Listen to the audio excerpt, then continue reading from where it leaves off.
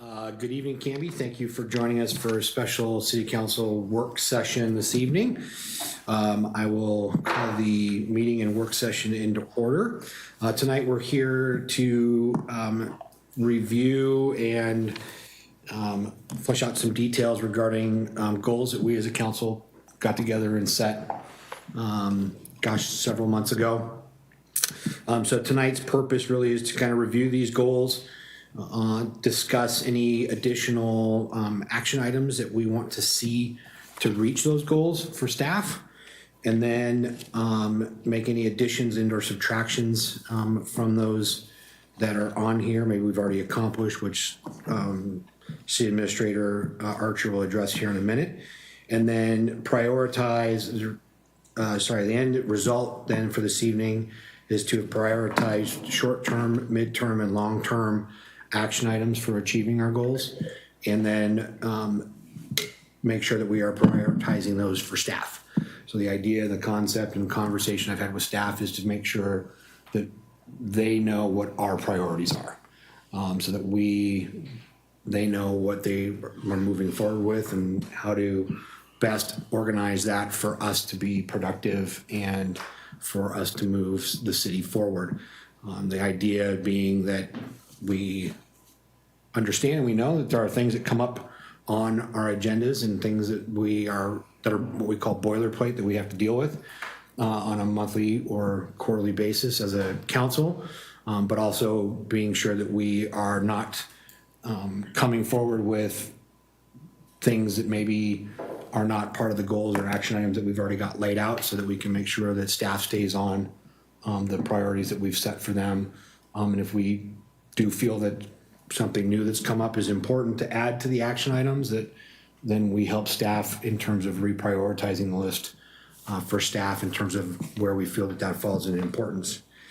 We'll also determine what work sessions that maybe we as a council already feel we need to have, and then also leave the flexibility for staff to determine if they feel we need a work session on something, to make sure that something is moving forward correctly and in the fashion that we feel that it needs to.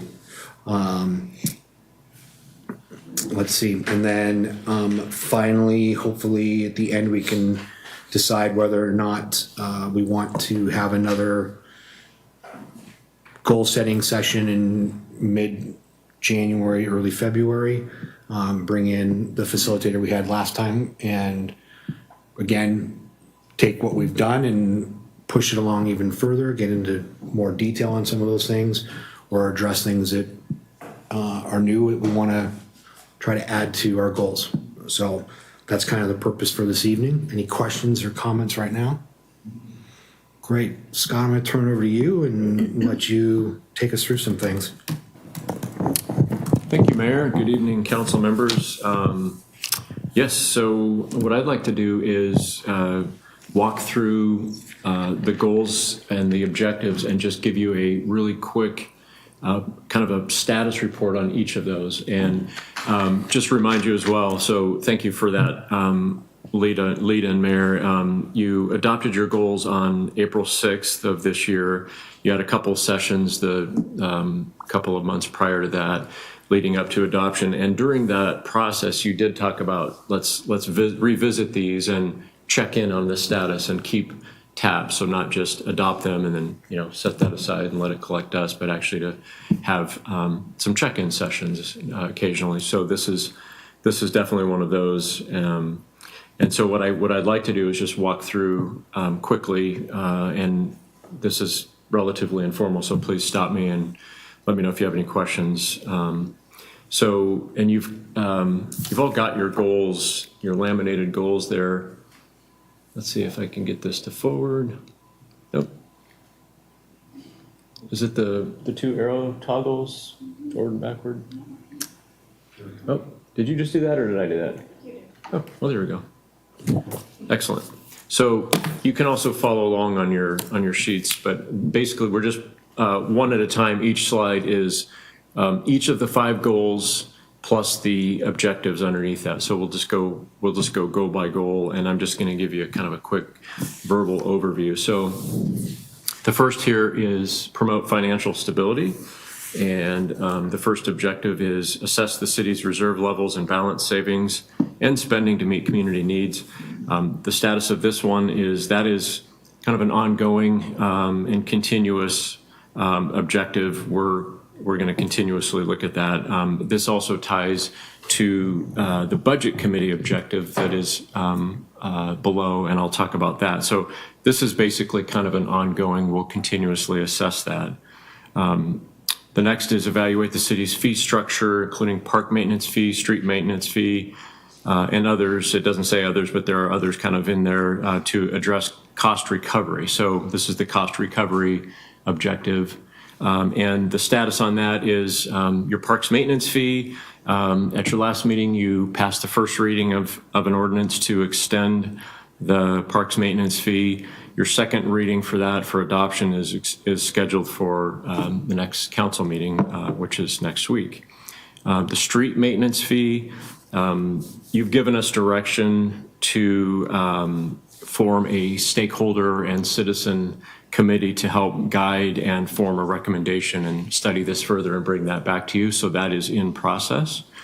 So we do anticipate sometime in the coming months ahead we're going to work through that with the committee and then bring you a recommendation to consider. We've had some work sessions and conversation about that. A couple of planning related issues on cost recovery. Planning staff completed a permit fee update in 2022, moving our permit fees closer to cost recovery. There has been an action step completed on that. Additional cost recovery analysis will be needed to address full planning cost recovery. So that is not yet started, but that's definitely on our radar. So I know there's been a wish and desire for us to continue to move towards full recovery for our planning. Increase engagement with the city's budget committee. We do need to have some follow-up on this. We've been working to basically catch up on some of our budget and finance work. I've described that to you in the past, and we're getting pretty close to kind of back to level on all of that, and our staffing is basically about completed with everything. So then we can start moving forward and having, if it's the wish of the council, to have more regular, not just a once a year budget meeting, but mid-year meetings with the budget committee. I think the question there is, what is the wish of the council in terms of frequency on how often you might want to have your meetings with your budget committee during the year? Is it a quarterly? Is it a once mid-year and then the annual budget meeting? So, and as I'm saying some of these things that need additional direction, I can pause and we can have that conversation, or do you want to hold those questions till the end, Mayor? What would be your preference? Well, there's a few that are going to be, I'm going to sort of pose, what's the desire of the council. So. If suits the group, if we go, as we're going through each one, if we just It's great. discuss each section or each goal that you're going through and each bullet point here and flush it out, if that works for everybody. Or we'll wait till the very end and then backtrack. The very, very end or the very end of each section? Because You guys tell me, we can wait till the I don't think very we should end. wait till the very end. Okay. I think I was maybe thinking, each section, let's just, If it's easy for him to post some of them while he's doing it, like this one, I just knock them out. that's fine, I just need to go through the whole Yeah. entire page. Yeah. I could go for section by section or piece by piece. But I don't want to wait till the very end and then remember what we wanted to talk Sure. about. Yes. In terms of how frequently we engage budget committee, I think a mid-year would be good. I think, frankly, there are probably multiple committees we need to engage more deeply with. And if we do it quarterly and then we start adding in meetings with other committees, we're not going to have any work sessions to get actual tasks completed. So I think starting with a mid-year engagement, and then if we find that we warrant more frequency, we can adjust. But that would be my thought. Didn't we have a quarterly goal once and it just, even the budget committee had trouble getting involved quarterly? I think mid-year is enough for now. Yeah, I just want to concur with that. I think that's the right timing and the right schedule. I know Councilor Parker, this was something that you'd kind of been wanting to kind of really. I'd like to still keep quarterly as a goal, but I always like to start small, test, pilot find out what things aren't going to work. I think part of the problem we had was capacity in our finance department, that's more than the capacity of our budget committee. Just seems like we've got some expertise, some long-term people on that committee, and they would come with a different perspective on this. And as we try and give a little more guidance on these things, our budget seems to be dynamic in the last couple of years with grants, that type of thing. I mean, it almost is that we have to reconvene for budget adjustments. So, but let's start with a mid-year and see if that works. No, I concur. I think getting back to the goal of something quarterly, because I think it's both training and it's constant dialogue even for us, because there's a lot of the monthly minutia stuff that goes on that sometimes, yeah, we know we've approved things or whatever, but there's also just being able to track, you know, as we go through. So I think the ultimate goal, but I think mid-year check-in could be good. Counselor Spoon? Yeah, I think quarterly is the goal, and maybe a step in between the two would be if the chair and vice chair wanted to meet on the quarter cycles that aren't the half-year cycle, and then bring updates, you know, because typically the vice chair is a member of council and the chair is a member of the public, and, you know, they can communicate then too. I think that's also an option if we find it without engaging the whole ever quarterly. That's good. Okay. Go ahead. Counselor Parker? Are we ready to move ahead? I had one more comment about this section. No, go ahead.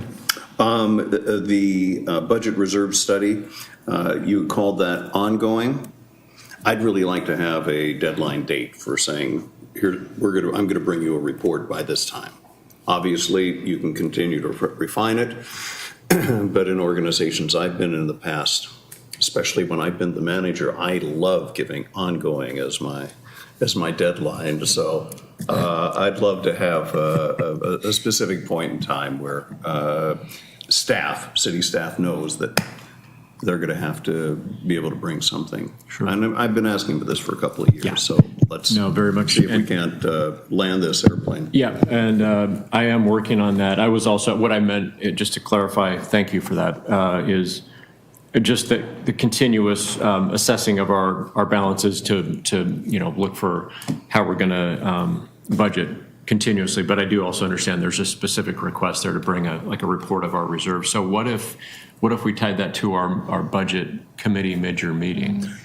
I would love to have, because I see a policy involved in this. We've kind of rumbled along with a budget policy of 30%, but we don't even know for sure.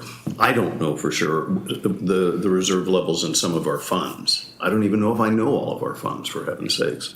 And I really think that's a responsibility I need to get on top of, and for us to be able to say, what is a prudent person reserve?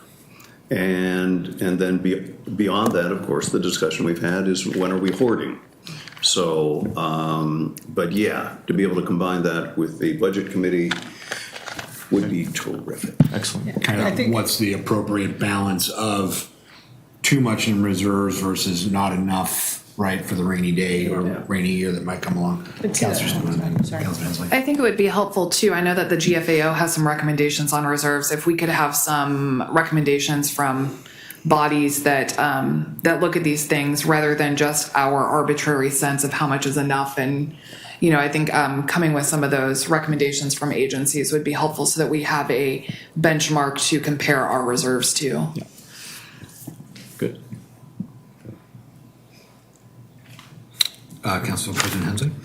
Thank you. I was just gonna say I understand Councilor Parker's need for the request for a report, but on the same token, I would like to see it be ongoing, keep on going, but just have that benchmark report. Where you do get a report. Yes. Yeah, absolutely. Once we get the report, it doesn't mean we stop looking at it. Correct.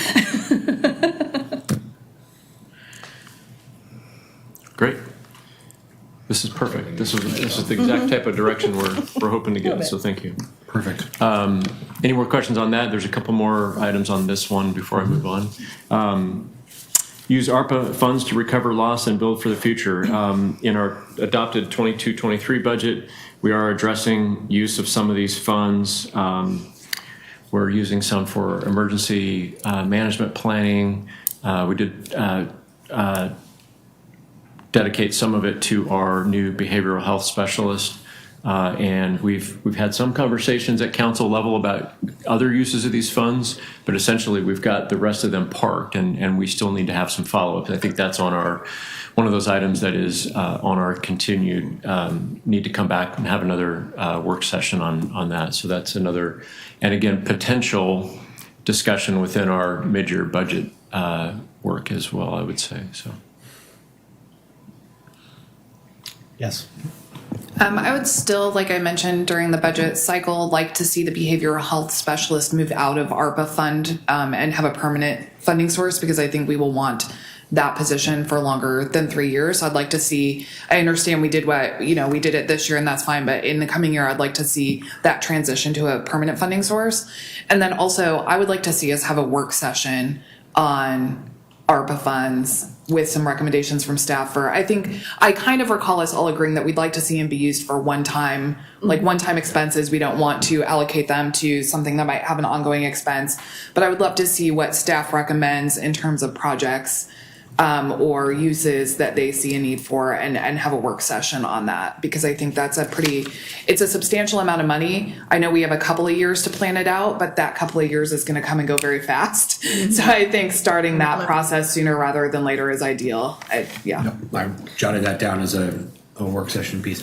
Melissa, do you by chance have a highlighter with you that I can borrow?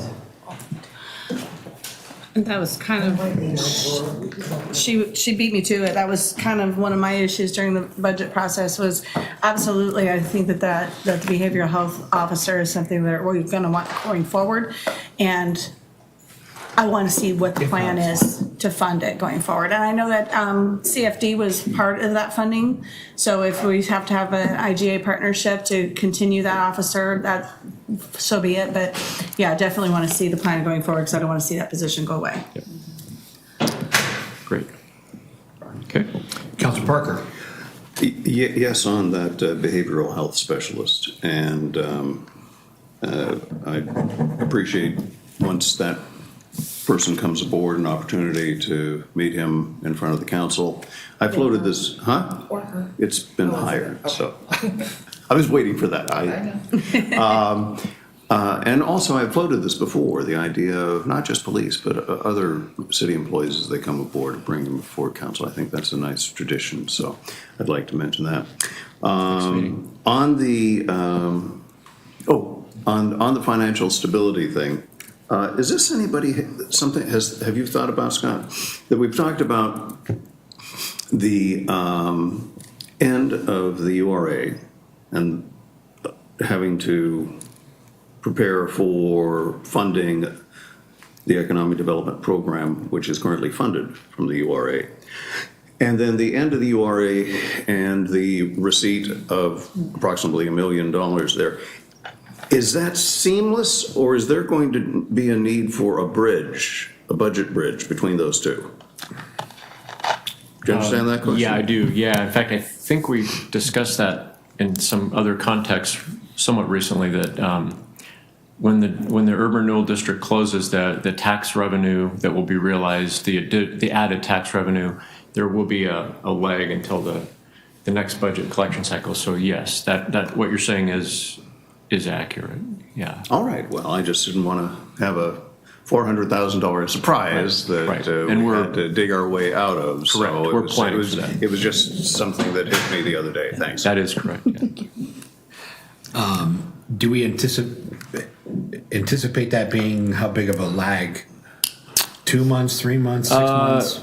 It depends on, I guess, assuming if the urban renewal district closes on a fiscal cycle, it would just be until the November, I think the November collection, and then the revenues that start to come in. So a few months, up to maybe 6 months or something, I would think is about Kind of the library situation. Yeah, exactly. That's a good analogy. There.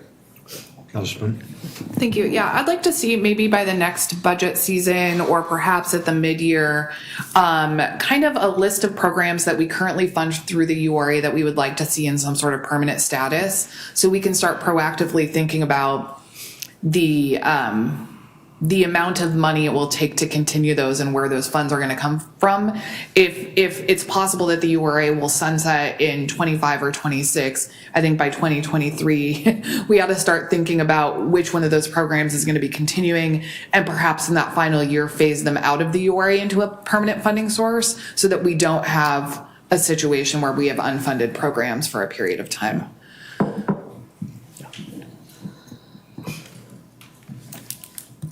Yeah, we're already thinking of that. That's all well taken. Yeah. Okay. The last one is, again, it's kind of repetitive to something else, the leveraging the ARPA funds to update the city's emergency management plan. This is included in our adopted budget, and I'm in the process of beginning to research an RFP process and potential consultants. It just, we haven't officially initiated that yet, just because of workloads, but we're starting to move that forward. In fact, I just talked to Chief Davis about that the other day in terms of some coordination there. So that one is in process. We'll be doing that one soon. Any questions before I move on to the next goal? Thank you. Speaking of a lag, this is, let's see. Let's see if that mouse is working.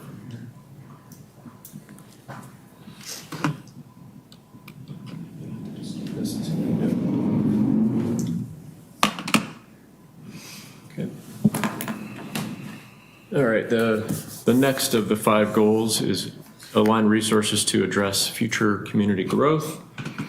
The first objective there is complete the city's housing needs analysis. The housing needs analysis work is continuing. A lot has been done thus far. We have two more advisory group meetings along with the City Council and Planning Commission work session planned on October 19th. So we've got something kind of tentatively slated to come talk to you about policy issues related to this. The housing analysis work is anticipated to be completed by the end of 2022. So that is well underway, and lots has been happening with that. The city's economic needs analysis, almost an identical track in terms of timing. 2 more advisory group meetings, a City Council and Planning Commission work session, October 19th. So those will happen on within the same date to council. Also anticipate completing by end of 22, yes. I was just gonna say, I do appreciate staff's parallel work on both of those analyses, because I do think they intersect tremendously. So I do think that those are important pieces. I know I've been to a couple of the housing ones, and I think Councilor Spooner and I have been on a couple of the economic conversations. Sorry, Councilor Parker, you were involved in I think Council President Hensley on the housing one. But there's just, they do run parallel together, and I think it's been important that they've been going on simultaneously. So I appreciate staff's continued work on that, so thank you. Yeah, thank you for that. Yeah, the planning team has done an excellent job on coordinating that process and also receiving the grant funds to help pay for the consultants and all that stuff. So any questions on that before I move on? Update the city's development code. Planning staff brought forward several code updates in 2022, which have been adopted. Subsequent code updates are going to be brought forward for council approval as they continue to work those through. So there's kind of a, we've discussed this a little bit, capacity issue with how much planning commission can work on, but they're continuing to try to get that staged and brought forward as they can do that. An overall code update will be needed with consultant support and with budget to be requested in the next budget cycle. The housing and economic needs analysis that we just talked about, that work along with the initial comprehensive plan work will provide additional policy direction for the overall code update. So I think that's even to your point, what you just said, Mayor, this a lot of this all obviously ties together, and it kind of leads towards a lot of our comp plan work upcoming. So that's, that is where we're at on that. Any other questions? Expand the Canby area transit circulator routes. This is in process. I recently spoke to Todd Wood, our transit director. He is looking at additional expansion of those, and we'll be working through. One of the challenges that we have, just kind of temporary, hopefully, is that we are lacking a quorum in our transit advisory board, and that will probably slow that process a little bit. So we're going to work on getting those positions filled, and hopefully because those are exactly the type of things we'd want to work through the advisory board. Scott, on the circular route piece, so I know we've got the citywide circular currently running, Right. and then we've added Saturday as a free circular route, correct? Correct. Fare-free Saturday. Fare-free Yeah. Saturdays, Yeah, that's right. okay. Mhm. When we, That's just the circulator though, not the 99, this free. I believe it's just, I think it's the circular. Okay. According to my conversation with Todd, it's just the circular. Okay. Is there, when we talk about expanding that, are we talking about trying to do like a north circular and a south circular? Or frequency, is that Yeah. what you're thinking? What is expanding? Well, yeah, I guess maybe, yeah, flushing that out, because like right now, I mean, it's obviously, Expansion's a pretty big word. right, yeah, What I is mean, is the expansion two buses running Right. the circle around the city? Is it Or three? is it Like, two what is that? circles? Yeah, is it two smaller circles? Is it, I'd just be curious as to kind of, Well, we used to have north circle and a south circle. Now it's just like one figure right, eight or when we something. scaled it all the way Yeah. back. I think it would be interesting. I know that we don't have a quorum now on the advisory board, but if CAT staff had the capacity or something to do a survey of riders, I don't think we've really reevaluated the circulator route need in terms of locations or frequency since we instituted it. And I think that to really determine what expansion looks like, we'd have to go to the users, you know what I mean? Yeah. And see, is the circulator filling your need? And if it's not, where are the blind spots? Is it frequency, or is it location? And then we can build a strategy around that. That I would think that if we're going to do any further expansion of CAT, which I'm all for, we would want to go directly to the riders and find out what expansion means to them. And they have done that before. Done surveys. I know. I don't think we've done one since the circulator No. started. So where are the blind spots now? Yeah. No, it's a good idea. It's been 5 years since we did the master plan for transit, and I know that Todd's starting to talk about redoing that master plan, which would have those processes built in as well. Yeah. Yeah, because when we did the master plan, the primary needs were aligning the service in Salem and in Woodburn, right? Aligning us with Chariots. And then it was also getting Sunday or Saturday, getting weekend, but Saturday at least, and then a circulator. And we've kind of accomplished those big three tasks. So, yeah, if not a master plan, which would be great, a survey at least, I think of ridership would be the next step. Time flies. Didn't think it'd been that long. 2.5 years It ago, feels it like it helps. just happened, yeah. Great. Oh, sorry, thanks. Is the ridership data readily available? Is Yes. it can- posted somewhere? Or? I don't know. The bi-monthly?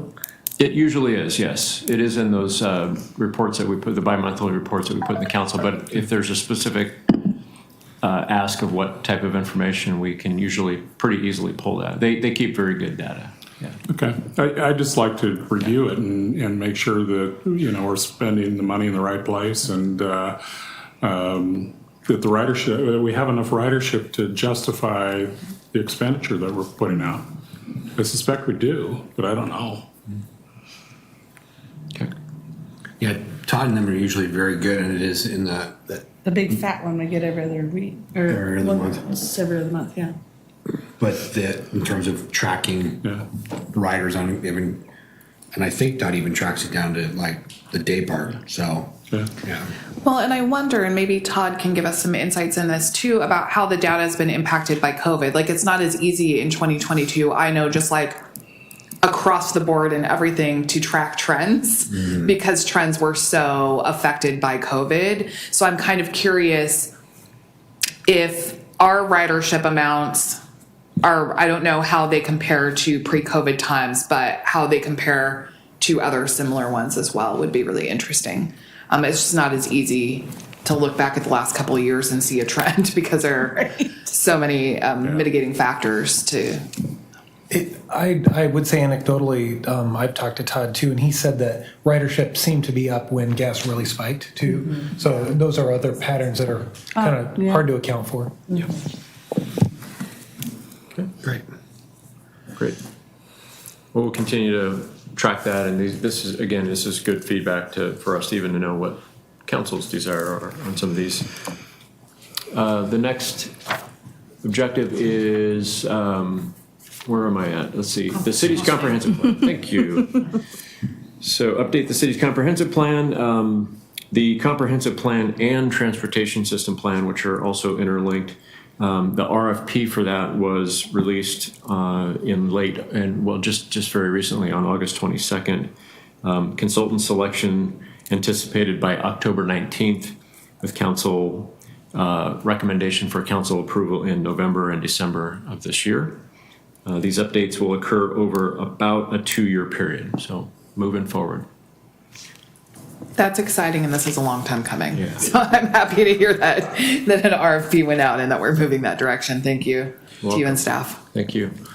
Well, and I know that part of the conversation too was it's almost takes 3 years to save up or set aside the funds to do that. And I know, so having those, is that the train? It is. Couldn't resist. But getting it started even while we're still moving forward with setting budgetary funds aside. So this is good. Yep. And yeah, we're splitting it over 2 fiscal cycles. So we kind of we had that conversation in the budget meeting this year that we kind of wanted to just split that up. And the other part of it too is all these lead-in studies that need to be done to set some of the baseline of that, the housing and the economic analysis stuff that we talked about. So those are all related. The next is the pursue an urban growth boundary expansion. This is being evaluated as part of the housing needs and economic needs analysis. It'll be part of the comprehensive plan update work. The housing and economic needs analyses are currently addressing the buildable lands evaluation, which will help to determine the urban growth boundary acreage needed over the next 20 years. Yes, Councilor Spoon. Did we get the golf course and the county fairgrounds removed from that yet? Where are we at with that? It hasn't officially been removed, but Don's been talking with somebody pretty high up at DLCD, and they've talked about it, and it isn't. It's actually something that they understand and they'll probably adhere to. The notion that it is more like a recreational, even if it, because for the foreseeable Technically future. buildable land, but not really. Yeah. Yep. Was that probably in parentheses or quotes? I sensed a Well, little hesitation there. We have to technically come to them when we. As part of the process, as part of the comp plan process, there is going to be this UGB, and so you formally kind of present it to them, but they didn't laugh it off, and they actually Informal said, conversations happening. There's the informal planting the seeds process now, and then there's the formal. That's probably the hesitation to say for sure. Yes. There's the warning shot across the bow and the, that whole test the waters, okay, so let's say if we propose this, what are the chances? Are we looking at? Theoretically, if there was a town with a golf course and some fairgrounds that were also in our line, just in theory, asking for a friend. Yeah. Neighboring community, nothing related to Canby, but if, Hypothetical. what's that, 1 in a million? You're like, I still have a chance, right? I need to get that.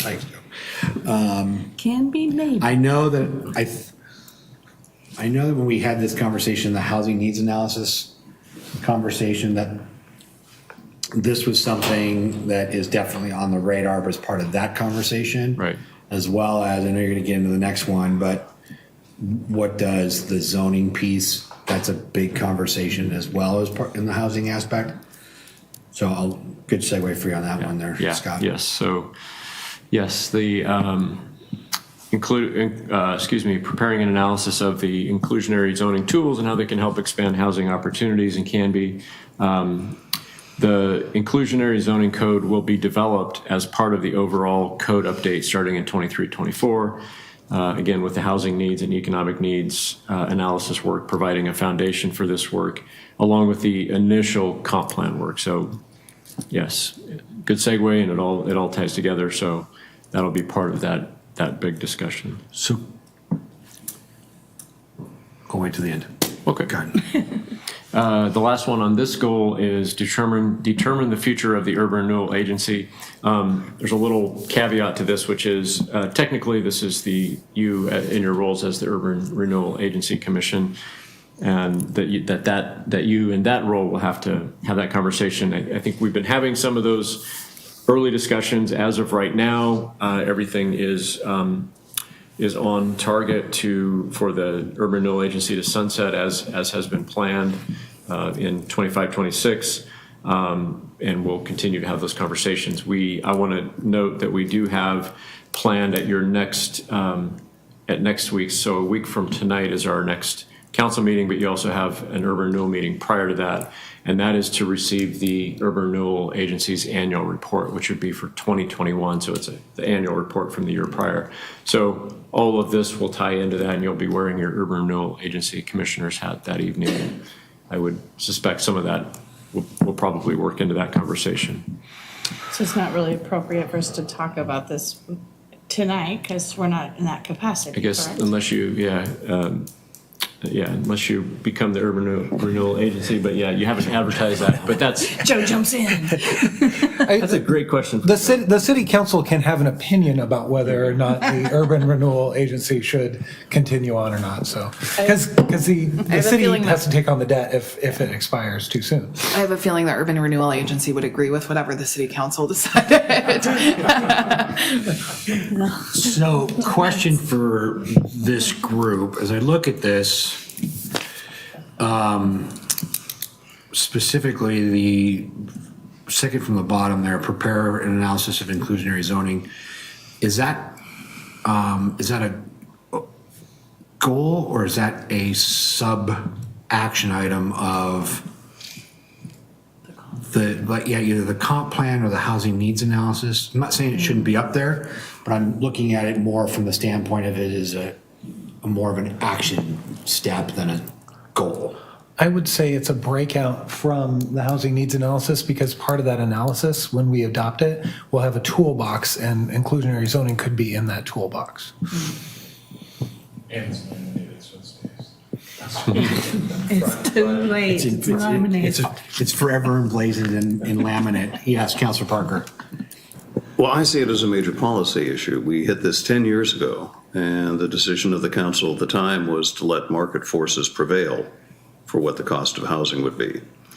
And I think it's time that the council take a full, robust discussion on whether that is still a valid operating theory.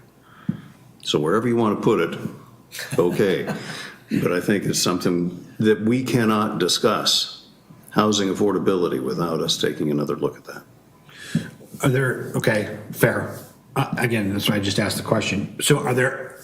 So in terms of our growth, are there other pieces, goal-wise or actionable, action items under these that we're missing or we're not discussing? I think there's a policy decision that we've talked around for a few years. And I don't know if the answer is a work session or something related to, we know that there are a number of failed or about to fail intersections in town. And I would be interested in knowing what the limitations are on us denying development. I would like kind of some legal determinations on at what point can we say no to development based on the infrastructure breakdown of failing intersections.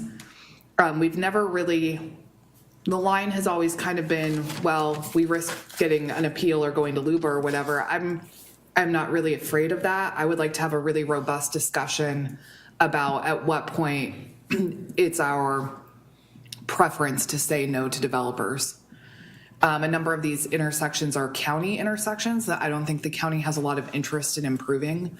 And so I think it's going to be up to us to make the decision about the future of development until those intersections are corrected. That does sound like a pretty lengthy work session. Yeah. That's a work session. Yeah, no, it is. It is. But I think it needs to come with a legal determination that we've never really asked for as a group. We've kind of talked around it for a couple of years, but I think the time is here.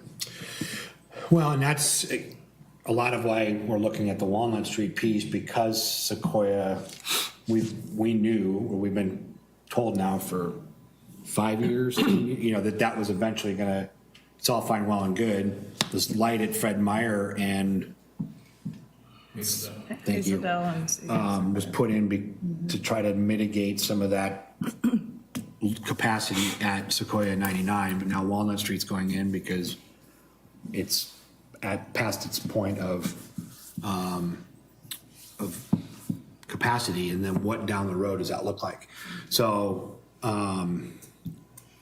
and I know that there are other intersections being looked at along 99 towards Oregon City. So, but that's a conversation for our next council meeting. So, Councilor Parker, that would be something to look at.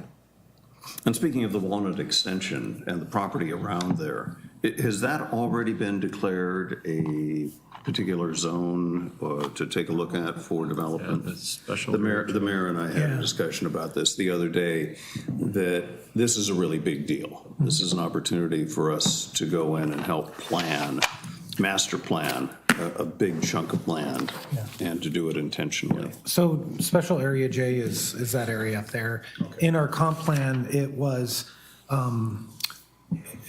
it was only called something that doesn't really exist. It was called mixed residential, which was kind of defined as both single family and then a little bit more. So basically 1 and 1.5.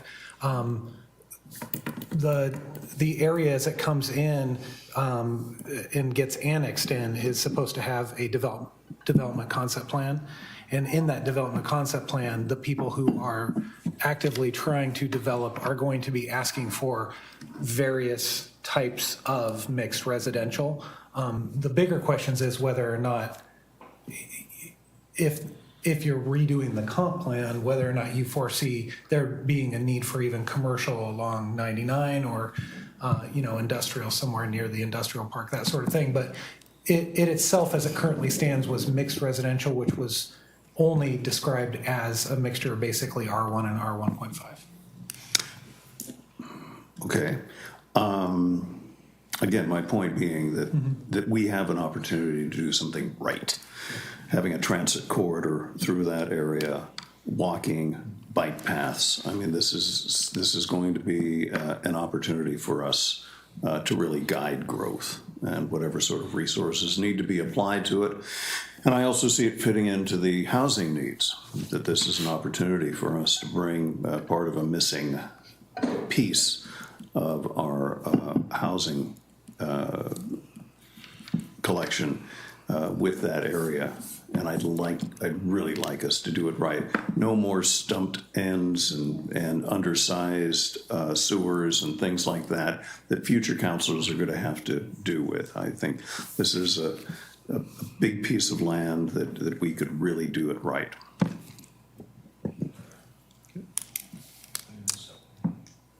Anything, future community growth not in here. Water treatment, both wastewater as well as intake and water rights that we've got, that we need to start planning for that addition, expansion. One, it's not going to be cheap. Two, I don't know if that's a joint conversation with Canby Utility, but I know that there's been investments on Canby Utility's part towards that, but we've gone from 20 to 30 to probably 40 million in terms of those costs for the expansion piece. I've not been following federal legislation on the infrastructure bill, does that have, any, what is that gonna look like federal grant level? I know that presents a lot of questions on red tape. And what does that mean for us to have to jump through those kind of hoops? But even a discussion level on that as again, is that an action item? Is that a goal piece? Throw that out to all y'all. Councilor Parker? Yeah, I had a discussion with the chair of the Canby Utility Board, and is the idea that when they do build a new plant and go off of Malala and go onto the Willamette River, that facility will be located on the city property out by Public Works? Is that the idea? I believe it is. I'll need to verify that, but I think that is. Well, then let me again put my pitch in for master planning that area so that we don't put a building or a road or something, that at least we get some sort of conceptual outline of where it would make sense to have. And Brian, you're kind of in the ballpark there. I was taking a look at a new water treatment plant that actually produced 3 times the amount of water that we need. We're running, our peak now, load is about 4.2 million gallons a day, and we have the capacity of going up to 5 or 6. So we're still a little ways away from it. My argument to the Canby Utility Board was that if you build a new plant, not only do you get away from the seasonally disaffected water, but the sooner you build that plant, the cheaper it's going to be. So that is going to require coordination. But Scott, our piece of that is what piece of land are they going to need? Do we have any agreements? Has there been an MOU? Has there been any discussions? I could answer that a little bit. Remember, they owned 51% of our shops, so we swapped them for 5 acres right next to our shops pretty much for them to be able to build it, but then they have an easement over our property to get out to the river. I'm just trying to avoid an oops sometime in the next 10 to 20 years. For the whole wayside. Yeah. Does League of Oregon Cities have any sort of guidance on the federal infrastructure bill and opportunity for grants for projects that we could maybe lean into? I believe that's forthcoming. Okay, great. There's some information that I think they're working on related to that, yeah. There is some specific money tagged for Yeah. water plants. Yeah, that would be great, and maybe we can lean into that. So what I'm hearing are 2 things. The wastewater treatment plan, I will tell you that we have a current master plan for that site. We project that, that master plan is done with projected growth and all the things that we need. The city's done a good job of expanding capacity there as we need. We just did some expansion out there this last year. We have good, healthy reserves to do projects. So I think on that side of things, I can say with confidence that we're in good shape, and we are constantly looking forward. The municipal water, what I'm hearing is potentially a request for a joint meeting with the Cub group, or just work on the information and make sure. I don't see a policy issue here unless we have to give them. If there's not an issue. So, no, I think that's entirely, but I just want that coordinated because Yep. I think that land, both the Public Works shops area, and then of course the Wayside area, but just talking about the shops area, the need to have a master plan for that, of where, as we deconstruct buildings and reconstruct buildings, let's make sure we're not putting them someplace that we're going to have to tear them down in 20 years. That's all. Scott, where's the 5 acres that we traded them in relationship to the shops? Do you know specifically? I believe it's closer to territorial, so So it's the wooded area Yeah. that's currently Eco Park? And it seems to me they're going to want to build a water treatment plant next to the water. yes. I believe that they were given an easement that goes pretty much along our property, but up to the river. like So straight the anticipation is that when they build that, it will be closer to the river from the current? Do we have an idea? I mean, if we don't know, Yeah, no, that's I fine. believe, I need to double check and make sure, but my memory is that it's the 5 acres right on the side of the shops closest to, or Right. closer to, closest to the shops, but closer to territory.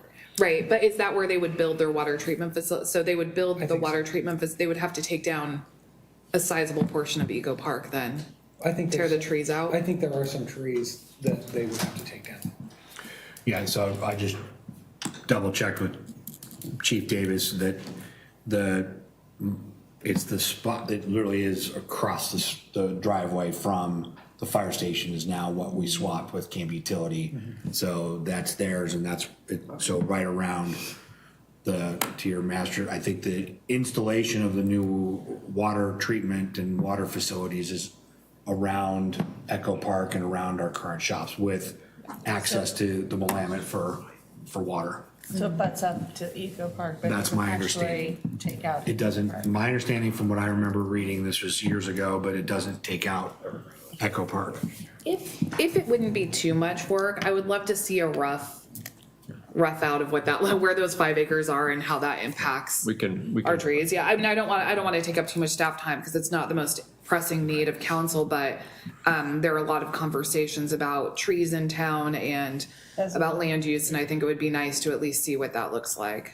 Yeah, we'll follow up on that and provide that. Okay.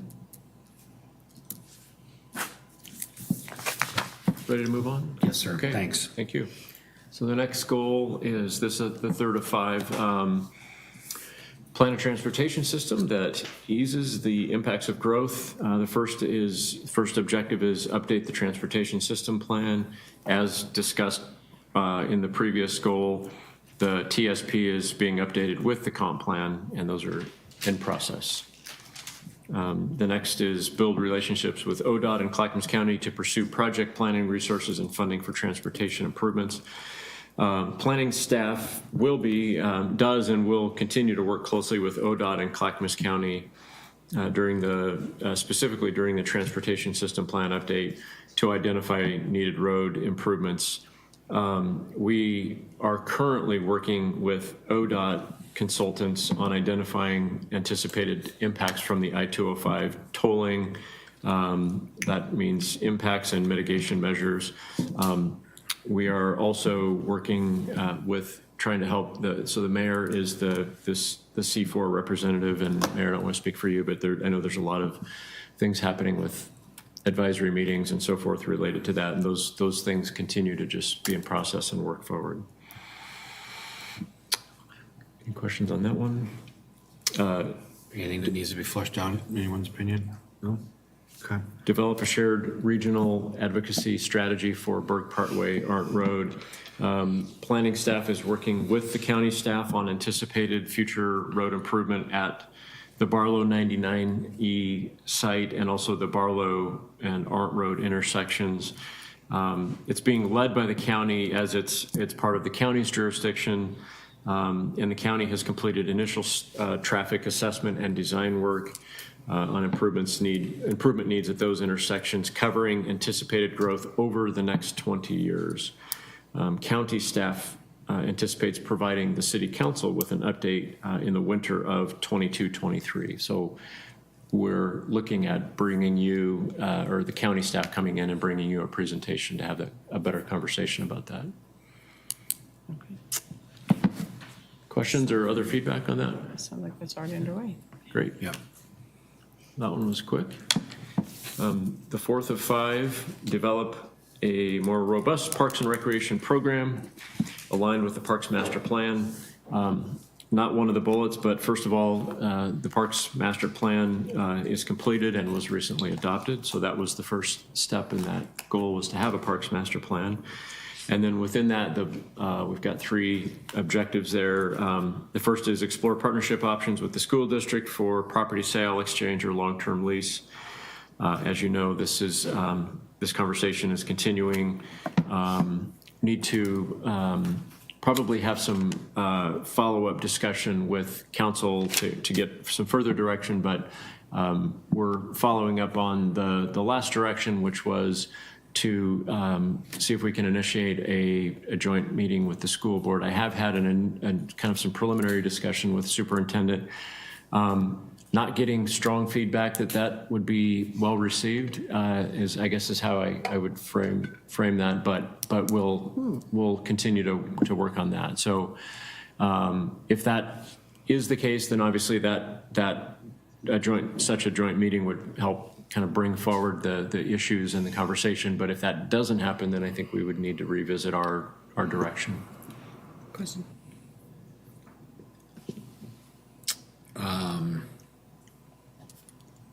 One second, sorry. No, write down your thought. Go ahead. Thank you. I just wanted to clarify, is the hesitation with staff or the school board for a joint meeting?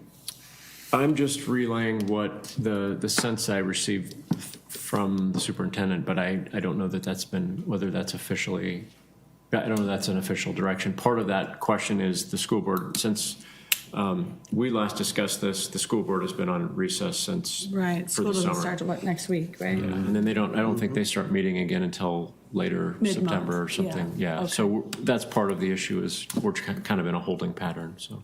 Okay, Brian? thank you. Yes, Councilor Parker. I'm wondering if we could have a quick exec session at the next meeting. There's a new angle or wrinkle to this that I wanted to briefly have a discussion with that would fall under discussion of property.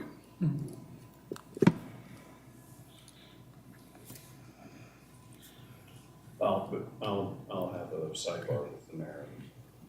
If we're going to. Since he sets the agenda, decided Yeah. to worthy idea of that. So the timing of this is good because we haven't yet published your agenda for next week. I think we're going to do that probably first half of the day tomorrow. So if we were going to add that, we could do so. And if you want to add it for the next meeting. And I think that would be an appropriate use of We start a executive whole session. half hour earlier, so, we pick up time on the backside, so we can schedule all sorts of fun stuff. Right? Or sarcasm. Me? Sarcastic? No, never. No.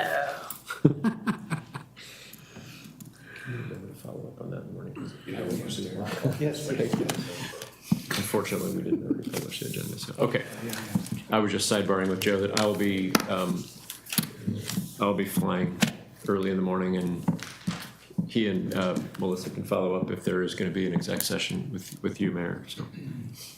Okay. Next is pursue the legal determination on the use of the wayside property. Done. Check. We've done that. Joe has provided you with a legal determination to council, to the Parks Advisory Board, and in I think at least one or two public meetings it's been discussed. So we have shared that, and if you had any other questions about that or wanted to revisit that, but that's done. Evaluate how to sustainably fund park development and ongoing maintenance. So a few things under this one, and a lot of it does tie to the master plan. First of all, again, we're moving towards adopting an extension of the parks maintenance fee. So that one is not quite, but almost a check mark. The parks SDCs, so towards the development side of it. So the parks maintenance fee is towards the maintenance primarily. The parks SDC update is also was part of the consultant's work with the master plan. We told you at adoption that piece will trail the master plan adoption. It is still being finalized and will be coming forward. So there's still a parks SDC adoption to follow at some point. And then other considerations around parks funding, there's a lot of that woven into that parks master plan. And so that's all essentially to be determined in conjunction with that follow-up work that you asked for, which is, bring back some priorities. Let's look at, unwrapping this whole master plan. So there'll be a number of funding considerations. So, because I know that, thank you for bringing that up, the aspect of because both the park master plan and then the park advisory board also kind of came up with their short-term, mid-term, long-term kind of and there's some mirroring of both of those. But I know that the ask was vetting that out. Is that staff vetting that out with the Park Advisory Board? Is that us re-vetting or vetting that, what they recommended, and then send that back for discussion? How do we all? I thought the direction was first have Scott also provide recommendations, and then we can evaluate the Parks Master Plan recommendations, the Parks Board recommendations, and city staff's recommendations. Yeah, I thought that's the direct. I I thought thought we'd that's what already we asked. decided that I process. thought, and we started asking for that long before the master plan was done. That was kind of our.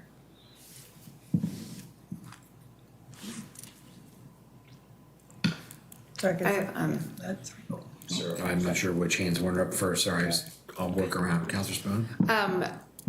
now that we have the Parks Master Plan, I would be really interested in adding a goal, and I don't know if this is maybe some direction towards a combination of city staff and the Parks Board, that one of our blind spots with parks is land acquisition. And there are some projects that the community would like to see done, but unless we do some land acquisition, they won't get done. We just simply don't have parcels large enough to accommodate some of the community desires.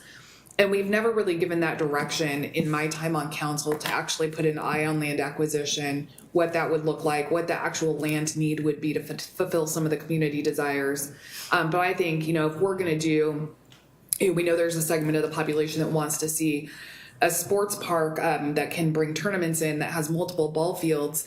If we're going to do that, we need to acquire land. And even if we acquire land, that's going to be a 10, 15-year project because of how much it costs. So the sooner we get to land acquisition, the quicker. The people that want that now, their kids will be out of the home by the time it gets here, even if we started today.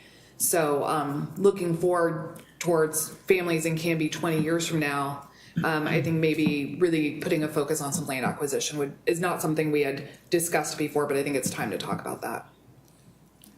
So add that as a goal item. I would like to see that if other people are open to it. No, I agree, especially since we've kind of collectively decided that we don't want parcels here and there in lieu of SDCs. We need to focus on where we spend those SDCs to acquire the land that we want, rather than getting, this useless piece here and this useless piece there. So I agree with that. And I just also wanted to clarify, I don't recall the conversation of having all the recommendations in line. I just wanted to make sure that the Parks Advisory Committee's recommendations aren't getting lost in the mix, because they put a lot of time and effort into making a priority list of their own, and it kind of seemed to got lost in the last meeting. So I just wanted to make sure that that was still on the table, and we were still going to talk about their recommendations. No, it's still on the table. I don't think it's gone away. I just think at the time of when we approved the master plan, that the question that came up from Councilor Bangs was, are we vetting that at that point? And I don't think, and it seemed that the general consensus was no, we weren't vetting that recommendation necessarily at that point. It would be something that we do need to pick up and have a conversation about. Do we agree? Do we want to recommend shifting? And that's. I just thought there's a lot of valuable information in there, so I just want to make sure to get lost in translation. Thank Councilor you. Parker and then Councilor Forward. Well, again, we made this decision in November of last year, that specifically that we were going to take the master plan and the recommendations of the Parks Committee and forward them to our parks expert to come back with a unified plan. And I would hope that he would take full appreciation to the work that went into that.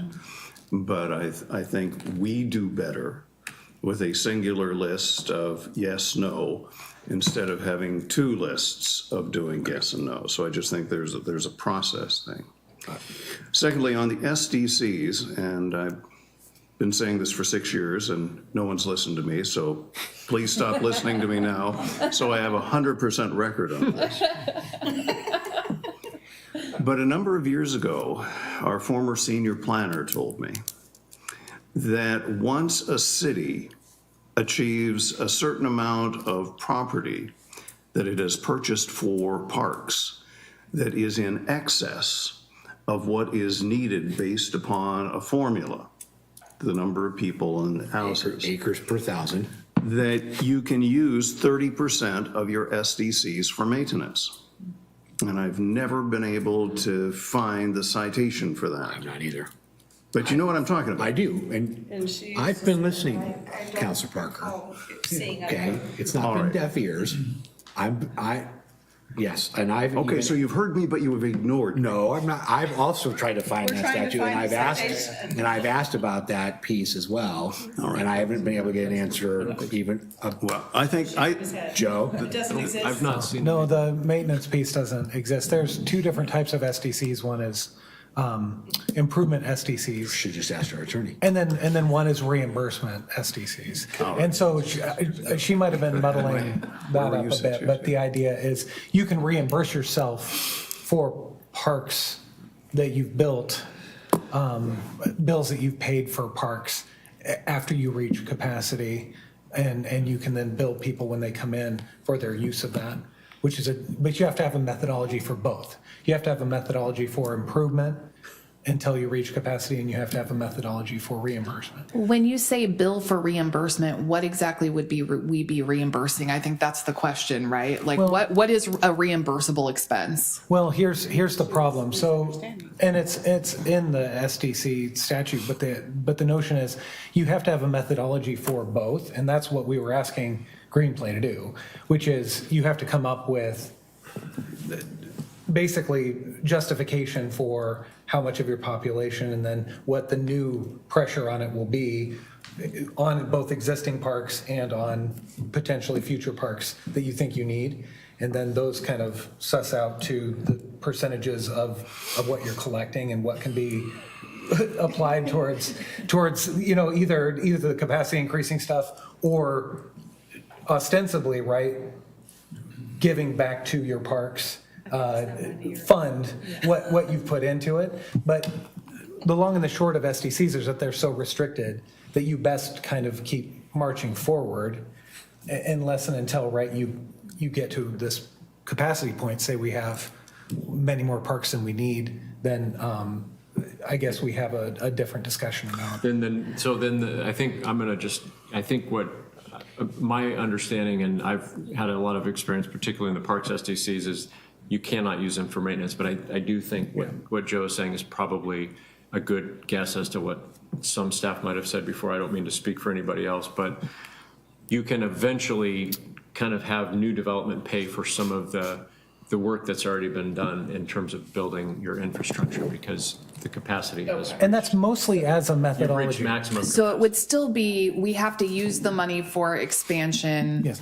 But we can be reimbursed for that by future development. Yes. So there's still no maintenance. It's just a methodology so that you Yeah, can, yeah. it has to be an argument as to why you're collecting. So if you're collecting but you're never going to expand again, you have to kind of put it under the umbrella of you're really reimbursing for all the stuff you've done.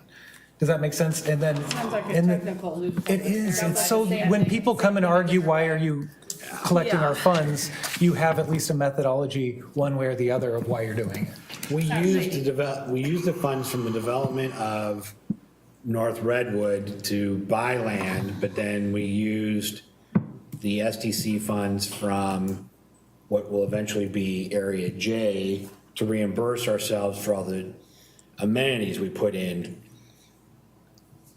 that park that we used the North Redwood development for.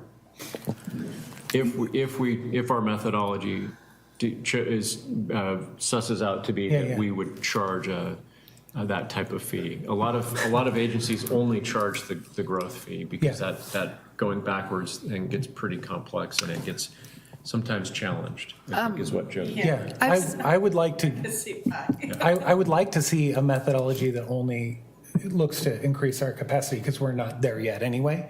And it is complex to kind of say, it's supposed to be the same stuff. It's like paying back for the capacity increasing that you did before, and now the new pressure on the system, and all it is so that when somebody comes and challenges your methodology, you can say, no, this is what we've been doing. I've been saying for years that I was frustrated that Canby was a little bit on sale because our SDCs are lower than other communities. And then I found out this week Astoria hasn't had SDCs at all. They're just now starting the conversation, which I find fascinating. But the point being, our land's a little bit on sale to developers. When do we think we'll get some SDC insights from Greenplay? I'll have to find out what our timeline is there, but it's not terribly far out. It's supposed to follow from them before. on the heels. Is this but so- ongoing? Is it just next month? Greenplay? All right, and if, Mayor, I'll get you a real answer on that. if I may have one more. Yes, shot. sir. Aren't you glad you asked that question? No, I wish I hadn't. But I do want to agree with you, and I want to hammer this home. Let's buy some land. We are making, on the average, $100,000 a month in our SDCs. At 200 houses a year, which is about what we're pegging, that's $1.2 million going back into our parks fund. And land is becoming more expensive and more scarce. I don't understand why this city, over the last 10 years, even when we put a halt to building new parks, because we adopted a policy that Councilor Hensley championed, of saying, let's not build parks if we can't afford to maintain them. Now, but I why? also champion Mayor Hodson's thought of God isn't making any more dirt, so we should probably be Right. purchasing dirt. And I don't know, can, Joe, quickly off the top of your head, can the Parks Committee have an executive session to talk about property? Okay. So, we can. So, all right, well, but see, this is part of the deal, is that in public, you don't want to say, hey, that guy's property looks like it'd be a great park. Right. So somehow we have to figure out this land acquisition dilemma, because we're just spinning our wheels here. The money is piling up, and and the prices of land are going up.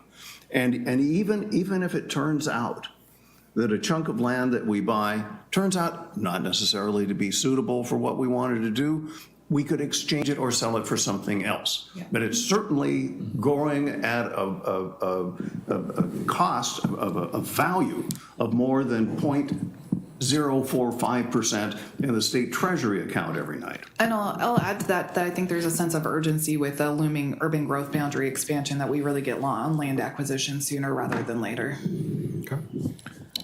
You segued perfectly for me there, Councilor Parker, because one of the things I was going to add to the land acquisition piece of it is that I'd really love us to do a study of the land that we currently own to see if it's even ever going to be developed or ever be usable.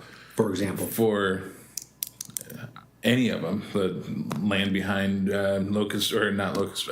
Legacy Park. Will we, as an example, will we ever do anything with that? Or The soccer field? it's an example. You asked for an example. Just a strip of land. Okay. I got a better one for let's you. review all of our undeveloped parkland. Our current You made the inventory point. of Yeah, land. current inventory. You made a great point. Land is getting more valuable. Does it make sense for us to look at some of those if we say we might never develop these? Sell the land to acquire better land. If we were gifted the land, if we were gifted the land through in lieu of, we can't sell it, can we? I Or do I believe we understand talked legal about that with like the Traverso donation. There was a certain period of time, right? Well, it depends on what was, if it was accepted as a dedication of parkland, then when it has that designation written into the plat or the deed, title, yeah. then it's really hard to remove that. It's not impossible, but you basically kind of have to put it out there that you're trying to remove that, and anybody can challenge it and sue you for it because it was dedicated really to the whole community as a park. So it's been done in Portland quite a while back where they were going to try to sell one piece of land and then use the money to whatever, and they tried to remove the park designation off of it, and they just basically had to go through circuit court to do it. So, If a property doesn't have any deed restrictions, then that's just a city decision. Yeah. There's a public property disposition process. and Joe and I went rounds about the park at the end of Teakwood as you enter into Baker Prairie. That's precisely one that, because I said, why don't we sell it?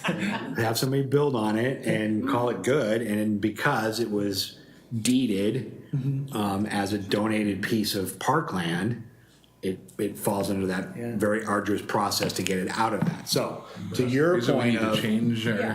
what do we do? We talked You about know, basketball court, all yeah, kinds is of that things. for a that half court, is it Nothing's a happened. pickleball court or whatever? But yes, that is an example of a piece of land that we kind of go, is it gonna be a rock garden? Like, what do we And at do? that point, it might even be worth going through what we have to go through to try and remove that tag So if that is- possible, potentially. Is that a work session then, to talk about that, or is that the staff bring it? Are to you us? talking about, The park inventory, or the park lands inventory. I'm just putting it out there as a W. thought so that, it Yeah, can I- be noodled on over the next several years, The goal of so. this meeting is to figure out what work I- sessions we want, right? I think that's I think it's a great process to go through to really get a complete inventory of our parkland, how big each parcel is and what can be done with it or can't be done with it. I think that's really more of a staff report, though I don't think, because there's nothing to work session on. There's nothing actionable until we have the information. But once we get the staff report, we might determine a work session as, yeah, I think I agree with that piece, and I also think too, once that can then also be kicked over to the park advisory board for them to take a look at and determine, great, we know what is out there to develop on or recommendations on, or what type of park we want to try. I just think Like if we're- Auburn Farms, or the Auburn Farm neighborhood is one that's been slated for a park for, Forever. Yeah, you know. I just think if we're having that land acquisition discussion thought process, that it kind of just coincides with it of being like, if we're gonna acquire more land, is there anything that we don't need? It just kind of, instead of doing extra work, it just kind of coincides with each other. I would love to see that staff report also include if there are any known issues or limitations or potential issues that could arise if we tried to develop that, just so that we know what barriers to success we're facing. If there have been past reports or studies on the land or whatever that might come up in development, I think that would be valuable to know. What? Okay. Oh, yeah. Well, we have 1 square foot by 2 square feet down in Willow Creek. rock climbing walls. Okay. So a question on this, what I thought I heard kind of at the beginning of this part of the conversation was to add this exploration of acquiring more parkland as one of your subcategories under this goal. Is that, because I think part of the purpose of this evening was to review your goals and objectives and make any modifications as kind of a mid-year adjustment if that's what you want to do. So I'm Yeah. just posing that as a question if that's what you're asking for. I think so, and then I kind of hear the staff report as being like an item under the process of land acquisition That's as an more of a- evaluation of An inventory. action item Yeah. to support that Yeah. land acquisition. Yeah. I just want to figure out a way that we can, what's the process? Because I can't remember us buying any parkland. Not since I've been on council. No, we've just That's been 12 trees. years. It's been, And we've got money piling up in our account, losing value every day, and then another $100,000 coming in every month. It seems to me that as stewards of this, the real value of that is buying land. And just for clarifying, so I heard also bigger parcels are kind of what we're after. But do the bigger parcels, are those going to be looking towards the unified plan of Scott's recommendation over the, so that, because I mean, I think Ballfields is going to be one of them, right? Is in the short Right. list, that sort I of think- thing. So are we looking for 40 acres, 30 acres, somewhere in there? Yeah, I think as long as I'm on council, I'd be interested in hearing about any parcel that staff thinks could be a valuable park. And if we decide not to action on it, that's fine. But if staff becomes aware of a parcel of land that could be used for a park in some capacity, I'd like to hear about it. And then we can determine if it's aligned with kind of our unified plan, right? But I would at least, even if we end up saying no, I would at least like to be informed of parcels that may be available. And that's not a job you have to do. I mean, that we could contract out with a real estate firm, I suppose. Yeah, I can certainly bring you recommendations on things like that. So I'm hearing what you're saying. I think it would be worthy of modifying and just adding this as a new objective in there, because it's seems to be some consensus here about that. And then I'll just tag on to what Joe was talking about, which is I think the recommendations for the action plan from the master plan will help guide where do we want to, what type of property do we want to pursue specifically, Yeah, right? I So think I think this all comes back. I think we just went full circle on back to what the master plan recommendations would be, and that helps guide the You're just acquisition. giving yourself another job. So.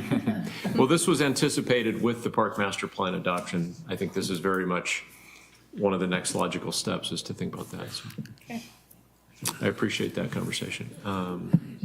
Okay. And then our last goal, not in priority order, by the way, I'm saying last just in terms of the last one on the board here, is enhance engagement and communications that represent broad perspectives. And let's see, so status update on these, develop a legislative program and advocacy strategy. We have not done anything on this yet. We need some additional direction from council on what you'd like to do. At your goal setting, what I heard was you'd like to engage potentially in some legislative activity at a higher level, possibly not using staff time, but probably looking at having a consultant or a lobbyist. I know that's kind of sometimes considered a dirty word now. They don't use that word as much, but legislative consultant or something like that. And I think you did talk about perhaps contracting at either the federal and or state level. So we haven't really pursued that any further. And this is a good touch point for you to give some additional thoughts or direction, if you would. Council President Hensley and then Councilor Spoon. Thank you. I think that a lot of municipal legislation is already kind of being watchdogged, if you will, by League of Oregon Cities.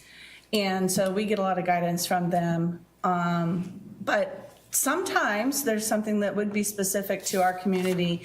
And I don't know that we would necessarily need a lobbyist. I think that would, if said bill come through and it was of some kind of concern to Canby, we could have a work session on it. And one or a plural of us could go to Salem and advocate for or against said bill at that time. But I think we should just take that as a case-by-case basis as the bills come through.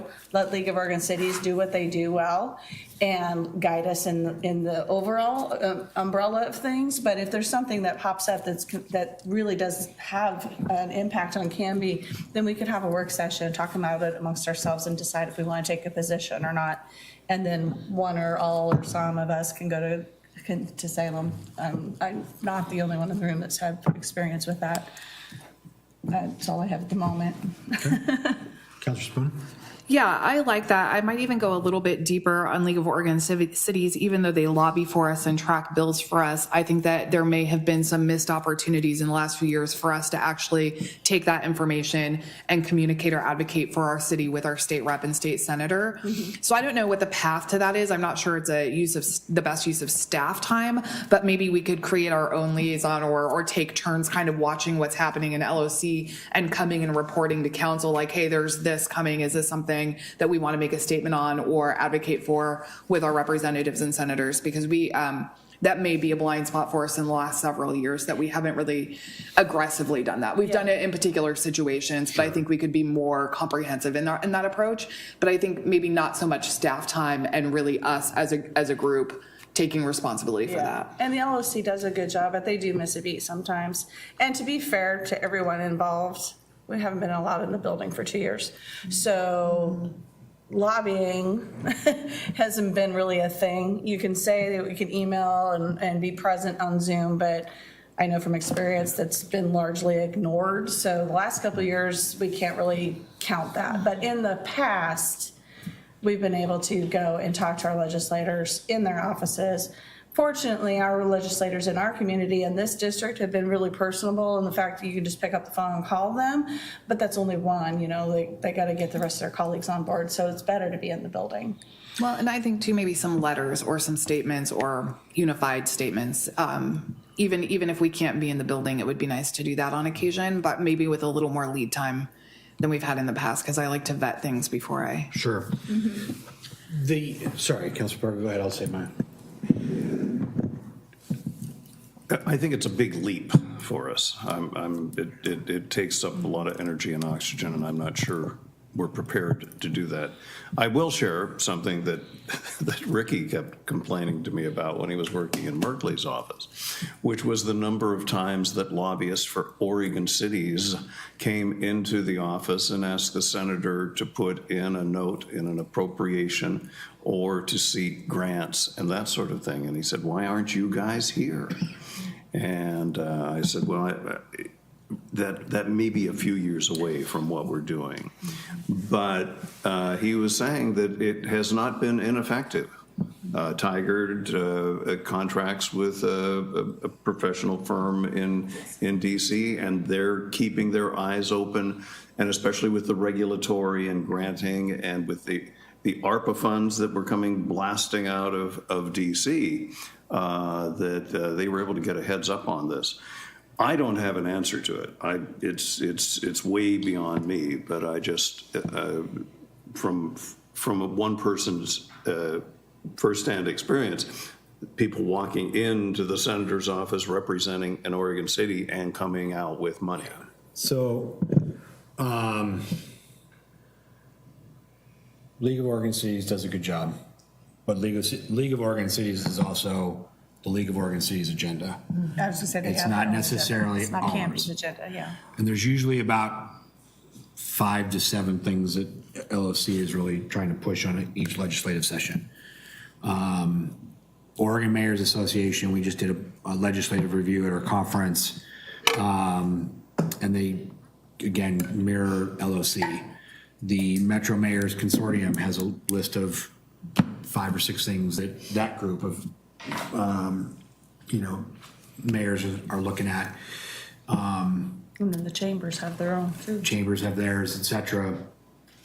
The challenge becomes when they're introducing 3,000, 3,500 bills at the legislature. How do we follow that in all of our, you work, you volunteer, you work. I mean, But I also work on that. I know you also work on that, so there's certain things that you pick up and you see and you follow. And then the other angle of it is that, it's 9 o'clock in the morning, the bill's gonna be now have a hearing at 11. Mm-hmm. And you're in North Portland, or, at a job, are you gonna be able to break away and go down? What is that angle to be able to do that, right? And we can advocate on, League of Oregon City Day, we can go down there as a group and hit our people up and say, hey, these are things that are important to us. That does have a benefit. To the Merkley point, I was asked why I haven't gone to the National Mayors Association conference in DC, where It's a lot of time. it's a lot of time, and it's a cost to the city to go, So, that is something that we can look at, from a budgetary standpoint. We look at like Highway 99 and funding. We look at the whole Barlow Road piece. That's a big funding piece that is a regional transportation impact. So, as much as I'd like to go to Washington DC, I don't want to go just to go. If I'm going to go, I want to be able to add value to the visit and go and have that impact. It's no different than going down to Salem and make sure, regional impact. Interstate Bridge, it's going to be an impact item. Tolling is an impact item. So is that worth going and fighting down to DC to say, hey, Oregon's doing the first in the nation of tolling a whole highway, not just a new lane. That's never been done. So is that something that, I go and advocate on? Is that, I don't know. So to your point, is that, like Wilsonville has Mark Antonod, I say that right? He is great. He's super knowledgeable, but that's his day job. He follows all that stuff. Are we to that point? I don't know. As a lobbyist, I don't think we are. I don't know. I don't think we're to that point of a full-time staff member. No. But is contracting with a lobbyist? I don't know. I don't know. Councilor Spurn? As much as, you know, I don't mind spending money on travel if there's a positive outcome of it. I think lobbying once a year over a 3-day period is not as effective as contracting with someone that's going to be there all the time and has the built-in relationships with the staff that's going to get you to the representative or the senator. And so if we were going to go that route, I would have a conversation about contracting with someone that's going to be there, that we can, you know, and then we don't have to hire someone. Obviously, I don't think we're in a position to hire someone full time for that, but I'm open to the conversation. I just think in terms of priority, it's like the lowest priority of the things we've really gone into discourse over, for me personally. Not that there's not value in it, but I think about direct impact to our citizens versus cost. And I guess I'd want some more information about that. But if we were going to do it, I'd contract someone there rather than send one of us for 3 days to have a conversation that they'll never think about again. You know, the lobbyists have all the relationships and knowledge, so. Did you have something? I'm sorry. I did. Okay. Thank you. This is kind of a subject or an arena we haven't really broached as a council yet, so baby steps might be prudent here. And maybe we don't worry about DC right now. I mean, yeah, we got ARPA funds. There were some things that were not usual. And I think the pandemic had a lot to do with that. Otherwise, we wouldn't have those funds. But the state affects our municipalities far more often and far more impactful. And since this is something that we haven't really done as a group, maybe we just take that step-by-step, bill-by-bill approach in a work session, decide if we want to take a position on it or not. And because going down to Salem is the cost of some time and gas, and that's it. Or a phone call or emails or that kind of thing. I think we can do this inexpensively and baby step it just at the state level, because those are the items that really impact us the most anyway. I mean, tolling, for example, that happened out of Salem. So I think that that's something that we can take on ourselves in a work session situation. That's my 2 cents. Nope, that could be the case. Could be our first toe in the water on something like that. Well, right, just kind of, maybe this goal looks different next year, but we won't know until we go through the process and see what it looks like actually trying to partake. Well, and that's the thing is, like, I look at the cities that go to DC, and I think I'm the smallest city outside the metro area that attends the Metro Mayor's group. And I mean, it's Tigard, it's Portland, Portland sends a whole entourage, but that's the city of Portland. And Right. Happy Valley goes. And we're not even metro when you go. Yeah, so I think it's something that might be one of those mid-range goals of a lobby piece. 3 to 5 years. Yeah, something like that. Yeah. Yeah. Okay. But baby steps towards it so that we have momentum, so we're building momentum. May I just add one other thought on that as you think about this and take I like the approach of taking kind of the baby steps and working forward. One thing that I know some agencies do, and I've had this experience in other agencies, is the council or the governing board will set an annual legislative priority list for itself before the sessions begin, so that you can be more reactive quickly. So in other words, if something comes up, and I think you said something a little bit ago, Mayor, you know, that you get some emails or some calls like, this is happening quickly, and we need somebody to you know, speak on behalf of the city potentially if this is one of our issues, and you don't have time to convene a council meeting or a work session or something. You've already determined that this is one of your legislative priorities, and you've agreed as a group that whoever's representing you can act on your behalf. So just planting a future seed as we continue to monitor this going forward, that maybe the idea of having an annual legislative platform for the city where at least you have some very high level goals that you can be more reactive to in a shorter amount of time, because sometimes you don't get the opportunity to convene before something is happening. Yeah, Mr. Mayor, I would suggest we have a work session on this kind of thing, because, I mean, legislative priorities are set both ways. Requests and reactive. So it's like, do we have any requests of our representatives for their bills that they're gonna put in the legislative days? Or is it we're just gonna react to stuff that's out there? So we kind of need to work both sides of that fence, you know? And so I think that is, to me, a pretty important work session piece where we can all agree on what kind of subject matter are we going to address? It's like, okay, these bills come out. What are those key words that I put into OLIS and it pings me an email saying, oh, watch out, there's bills coming down. I need to know what those things are. Right. And I'd be happy to watch those as long as all the other things I already watched. So, but I need to know as a group what we all agree upon. So I think I would like to see a work session on legislative stuff. Okay. Aren't you glad you opened up that can of worms? Okay, next item. Great. Evaluate the implementation of a youth advisory council. We have also not started anything on this one. Again, just kind of working through the priorities of everything on the list, but this might be another touch point for you, council, to give us some direction on where this lies with you as a priority.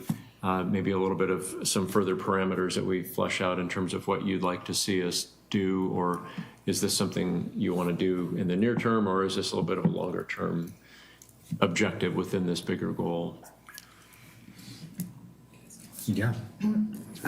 So I think this originally started with me and then former Councilor Bajorn and Councilor Banks kind of took it on, and he's not here to speak to his thoughts on it. But is youth advisory council something that you think, based on the work you've been doing to develop an RFP for the DEIB strategic plan, would age and youth be a component of that, where we can kind of wrap that in to the work that we're already doing and alleviate some staff time? I would think so. Yeah, it's, and we have, I think, after this, we have part of that as a part of this presentation too. But I believe it will go as a strategic plan that then has a task force, and youth could be on that task force.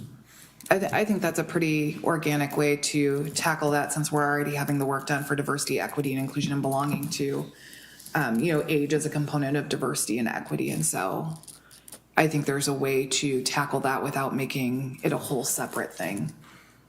But I would like to see it done. I know that the Oregon Mayors Association does a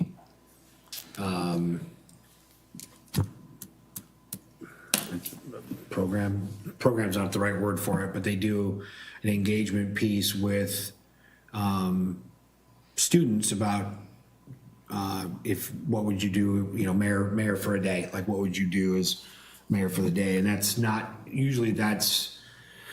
sometimes worked into the curriculum at the various schools. Sometimes it's just an ask. It's not something that I've done and had conversation with the previous superintendent. It is on my list to broach with the current superintendent about, where would that fit in? What would be the best way to approach that? That could be one way to, an action item that doesn't necessarily lead right now to an advisory council, but is that something down the road that we would see value in having to the council? I don't know. I mean, that's another staff task. It's another task on us to do. Is it just looping into that piece? So It might be a long-term end goal, more of a task force project by project now, like Councilor Spoon was saying.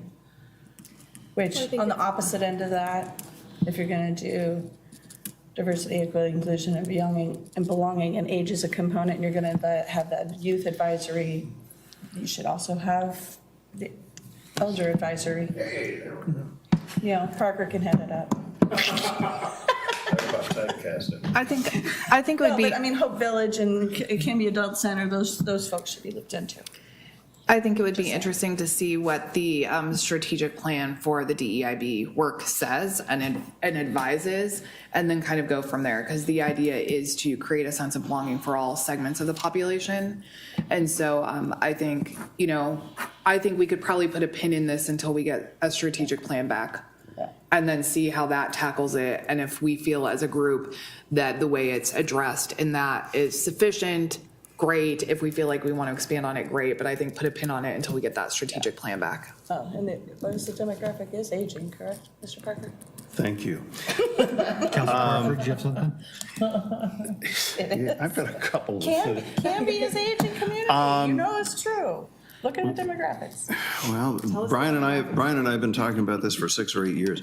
The face of citizen engagement has been changing. Bowling Alone in America, Robert Putnam's landmark look at the number of people that are participating in things. We have a committee that we can't even convene and that sort of thing. How do we engage our citizens? To me, what we need is a goal that we are going to be engaging people. And one of the strategies would be the various demographic groups of which this is. I'd just like us to be clear that a youth advisory committee isn't a goal. It would be part of a strategy for citizen engagement. And across the country, that is changing. This last 2 years, we made a huge leap forward with our ability to do remote participation in committees. But that was kind of forced on us. That wasn't a strategic decision of saying, how do we reach people who are shift workers, ambulatory problems, no childcare, that type of thing. It just kind of came upon us. And again, this isn't something that could be done overnight or at a singular work session. This is something that cities across the country are trying to deal with on how to engage citizens. It's no longer that everybody can show up at 7 o'clock on a given day and attend a public hearing. We've been pretty lucky in the last couple of years with us having public hearings, but I see that there needs to be something new.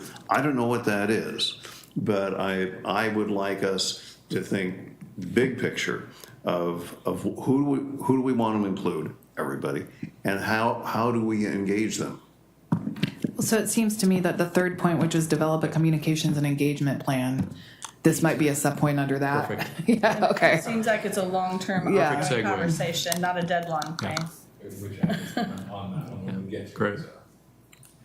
I think we're Yeah, there. I think that was a perfect segue because I don't know we're if you there. realized you were teeing up that next bullet point, Counselor Parker, but that's pretty much what you just did, which Don't give me credit for that.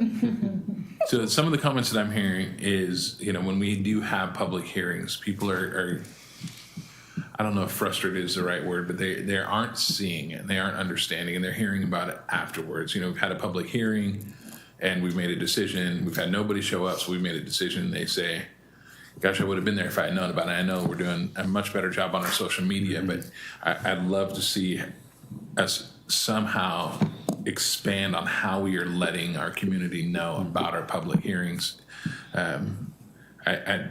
Whether it's like a A-frame sign on the street corner, at 99, I don't know, but I've just heard it a few times recently of people saying, I would have loved to go to that public hearing. I didn't know it existed. I'm not on social media. I don't read the Canby Herald. Those are kind of our main ways right now of putting that stuff out there. So how else can we publicize our public hearings to make sure that people know that it's happening? IGA with the county, put it on the fairgrounds billboard. I think it's, yeah. I think even with a communication strategy, it's challenging if they aren't seeking out communication. So a portion of it has to be a two-way street, that people have to be willing to seek out communications. But that doesn't mean that I think that, I think that we can do better. And I think that we can have a more developed strategy. And so one of the things in addition to the communication strategy is at times when there is misinformation out on, say, social media or something about what the city's doing or something like that, we don't have a way to address it. We don't have a strict, and I think that it serves the community to have, someone that can say, hey, I understand your concern. This is what is happening, or this is when that's happening, or whatever, just so that and we don't really have someone, and I know it's a challenge for municipalities to engage on social media because you might make one comment and then have 42 responses and suddenly your entire afternoon is responding on social media. I know that's not an easy ask. And everything's a public record. Yeah, but I think that I think we do need a strategy. Our city's growing and we don't have a full-time communications person, and I think we're getting very close to needing that. And not that they need to interact on social media, but if they see something something on social media that is spreading as though it's the truth and it's not the truth, we can at least maybe put out a statement, or, you know what I mean? Something to address it. And I think the community deserves, some interaction with the city and correct information.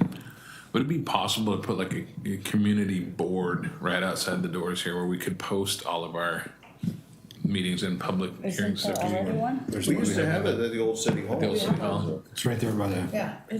But outside, I'm thinking outside, Oh, outside. you know, people walking by in the evening when, Well, it's true, outside the old city hall, we did have one that Ken had to go open the thing. And I know they have one outside could put it out in the Gwen's plaza. Coffee as well, and then that's, maybe we could partner with them to say, can we put a notice up here, but if we had one outside here too, once these doors are locked, nobody's gonna be able to read what's on our board out here. So, Yeah. That's a good point. just a thought.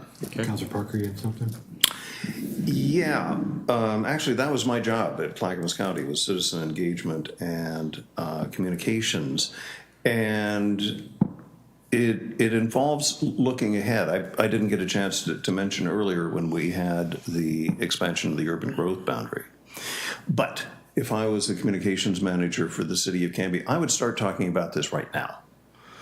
Because when it hits in 10 years, this council is going to be hit by lobbyists and property owners and farmers and developers. And we're going to see pressure that nobody in this room was here the last time the urban growth boundary was expanded. Correct. And that is information that needs to get out over a 10-year period.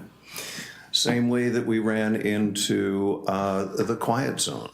That we worked so hard on that over 8 to 10 years on it, and then for some people it was just popped out of nowhere.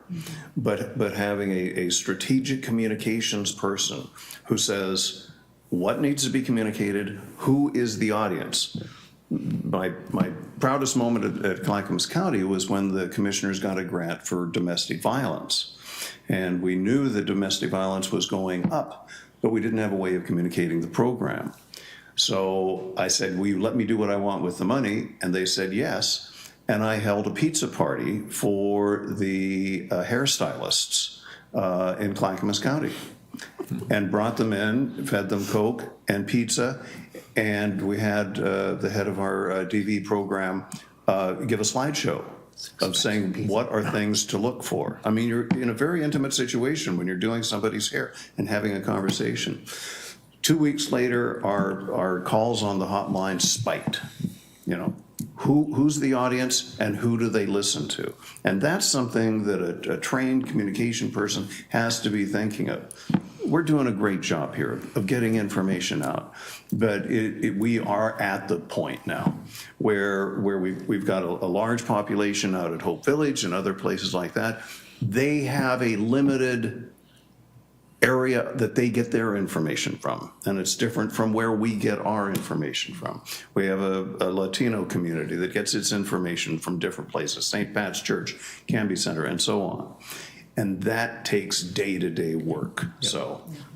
Yeah, if I may, I kind of a couple comments on that and sort of a question to pose, but I concur with everything, and I would suggest that we really start thinking about when it's time to add that full-time staff person. As you know, when I came on board, we actually had nobody that was even a point person for communication, so I had to kind of quickly figure out at least having somebody on the team, and that person right now is Jamie, and she is doing an excellent job, but she's doing that within her other full-time job, and this is a part of her job. And the capacity issue, to your point that you just said, Councilor Parker, and all of these points, and I think, as we all know, the way that information happens and moves in our current world, and like every day it gets faster and faster and harder to keep up. And what is the best way? Some of it is digital and some of it is analog. Put up a sign, go out and meet with a group or whatever that is. And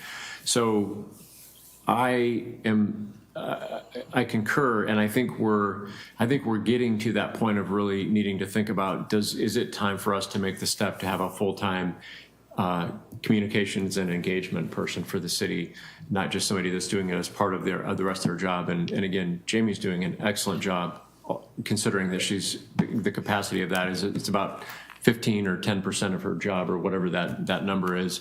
And not just the time, but also the specialty of doing that, like with the different diverse populations, with the aging, with other demographics, multi-languages, multicultural. Within that, how do we communicate? And somebody kind of out pounding the streets to figure out how do we make sure people know about those public hearings and the things that are happening and all that stuff. So I would suggest that's something that we might need to start considering, and perhaps it's an ask in the next budget year. Perhaps you want to accelerate that.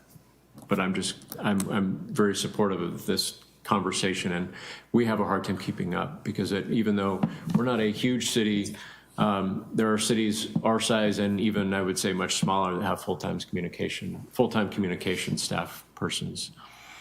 So, anyway, that's my plug.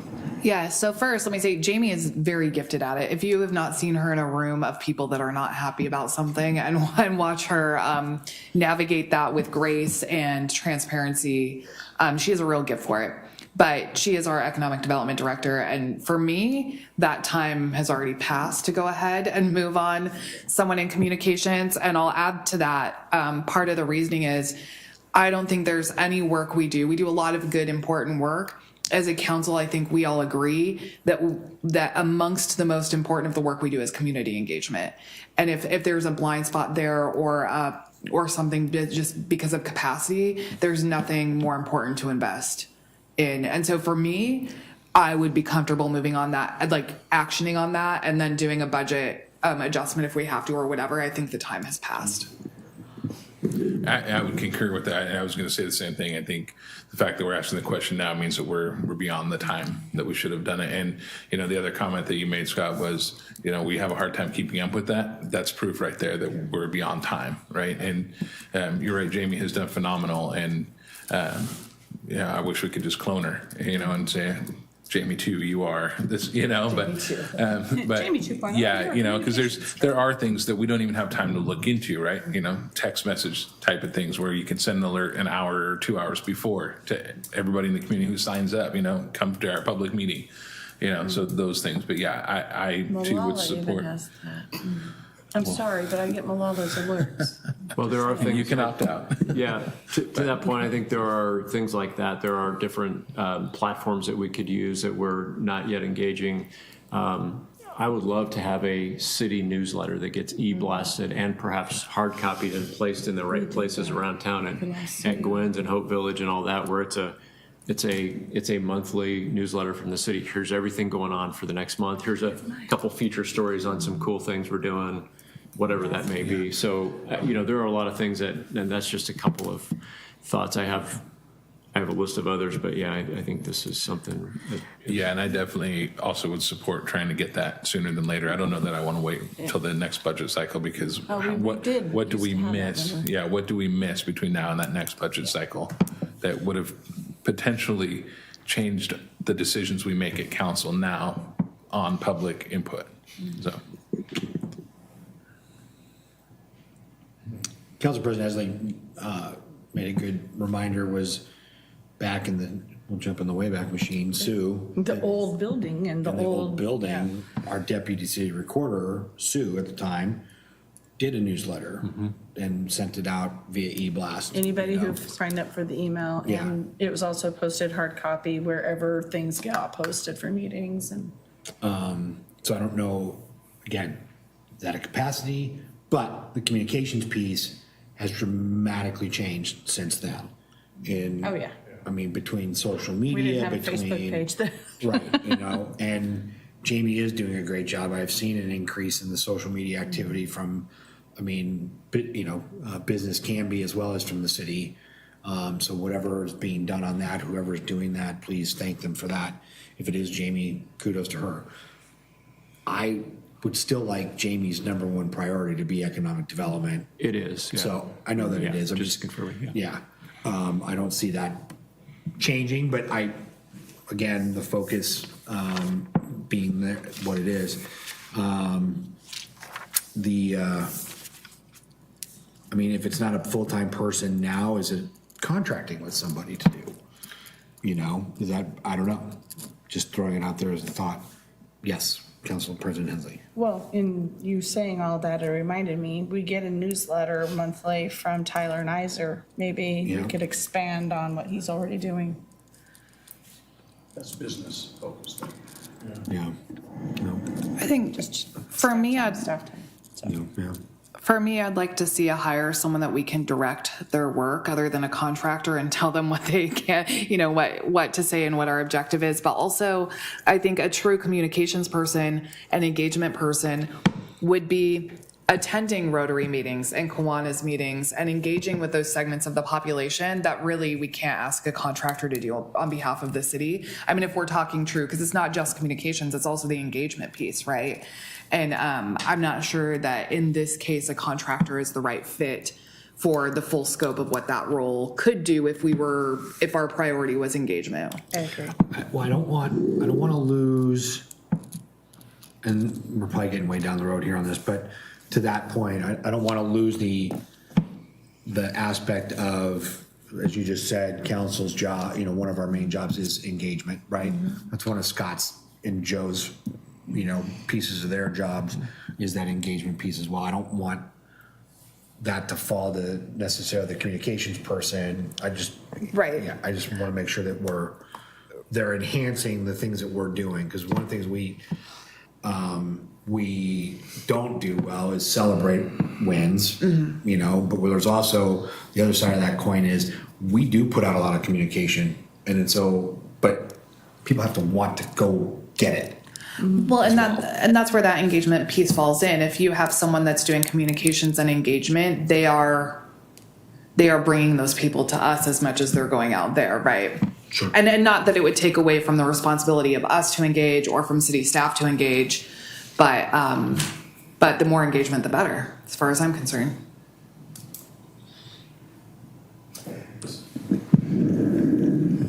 I'll just emphasize that there's two components to this. There's the message and then the audience. One of the things I had to do was change the budget of the Clackamas County Section 8 low-income housing so that we stopped sending every household in Lake Oswego an application for Section 8. So what's the message? Who's the audience? Right. Councilman Reed? Yeah, I'm completely convinced it's time to hire an individual to do this for us. And I would be totally opposed to hiring a consultant. This is something we need. There are so many different platforms. There's so many different pieces of media. There's just a lot of stuff that we could take advantage of that we're not. And taking away that 20% piece from Jamie's job would allow her to focus more on economic development. So we pick up there too. I'm ready to move forward with this as soon as we can. That's great. You're a tic-tac, I guess. What'd you call it? He said tic-tac. It's tick. I've got a TikTok. MySpace account for that. I have one too, but I can't remember the password. Right. Greg's gonna do our crimes on his Apple IIe. All right. So I'm Anyway, definitely getting a sense of some follow-up on this piece, and I'll work on that and come back to you it sounds like this warrants some additional conversation, but I have a good sense here, so. okay. And then, again, the ARPA funds supporting the emergency management plan, that just appears in a couple different goals, so that's repetitive. And then the last piece this is just one more slide of, in addition to your adopted goals and objectives, there are some other bigger initiatives, projects that have been either directed by council or have been initiated, some at kind of a staff initiated that we've brought to council. And where these fall within your priority list, do we add those to these goals? Do we just leave them as their own initiatives that are moving forward? But those are we're undertaking this year the employee class comp and pay equity study, which is a very big lift. It's a big staff time. We wanted to acknowledge that there'll be a lot of staff time being spent on that, and at some point there's some outcomes of that we'll probably come back to council with. That's currently underway. Yeah, Already we happened. budgeted for a consultant, and that is moving. Community park improvements that have been asked for us to explore, we're in the process of doing some work on that. We've already talked about our DEI and belonging strategic plan. There's some initial work that is being done with that. The dog park, the I-205 tolling project, and it's actually not called the tolling project, right? It's the Congestion. thank you. Yes. Congestion pricing. Pricing, So, Whatever. but it's the tolling project. I rolled too loud. Yeah. Yes. And We heard it rolling. so there's an acknowledgement that is an ongoing, that isn't necessarily a council initiative, but it is something that is happening to us, and we're trying to be responsive to that. And there's a lot of staff and council time being spent on that, and that's going to be continuing for a while. And then this recent discussion about whether we want to consider a tree canopy ordinance has a potential for utilizing some staff time and coming to the council. And it actually has been initiated at the Planning Commission recently. There's been some discussion, I think, even there where that has begun will be this next and week. is kind of working its way. So that one is maybe more of a kind of a future heads up item. So this last slide is just here are some other large initiatives and projects that we are working on that don't necessarily appear on this, and whether you want to acknowledge or make any changes, or they just stand and let them be because they're already moving. They're already all kind of moving. The So- last one, though, you said is that at the planning commission level now too? It's still a staff piece. It's working its way to a discussion there. It's Okay. coming I up. mean, I know that's Yeah. brought to us by a citizen, which is important. So I was just wondering what level of discussion they're having there. Yeah. So, Don Hardy, because a development got put on hold, saw that there was an opportunity to potentially bring something in terms of more like a workshop in front of them, and so he knew that this was on people's radar from a few meetings ago, and so he took the initiative to go ahead and kind of bring them the first sort of questions in order to kind of get their advice on what they would then bring to you to see if there's any stomach to even do it in more like a work session. So he's just doing a kind of almost like a advisory fact finding on the way towards asking you guys questions on what people really see as if it's only going to affect development or developers, or if it's going to be one that affects every landowner, the individual house owner or whatever. So that sort of thing. So I look at this, Joe and Scott, like these items. So the first one is something that is kind of, was that self-initiated or was that put upon us to? A little bit to of, yeah, and that's a great question. A little bit of both. One is it's good practice, and we should do this at least every once in a while. And we've actually gone back in time, and we're trying to figure out if it's ever actually even been done by the city. So it's just a best practices for any agency, for one. But secondly, is there is state law related to pay equity now that we have to comply with, and we have to be very certain that we're complying with. And this will help us to be certain of that compliance. And we don't have that in place right now. We believe that we are compliant, but we have to have something that makes sure that we are. So it's kind of two-pronged. So to me, that particular one I see is something that not necessarily one of our goals as much as it's a kind of a necessary staff to do kind of thing, right? So, okay. The community park improvement piece, to me, I think that is an action item as it relates to the goal, we'll say goal 4, to develop a more robust park and recreation program along with the parks master plan. So that to me seems like it's an action item within that. Within a goal it's already set. Right. Same with the dog park. Same with the dog park. The DEI strategic plan, to me, that would be a new goal Yeah. under perhaps in the engagement and communication piece, or like we did with the land acquisition, you know, that is a new goal, but, Or a new action item in a goal, or? well, I guess that's conversation, is that a standalone goal Okay. of ours to have the strategic plan, or is it an action item that leads to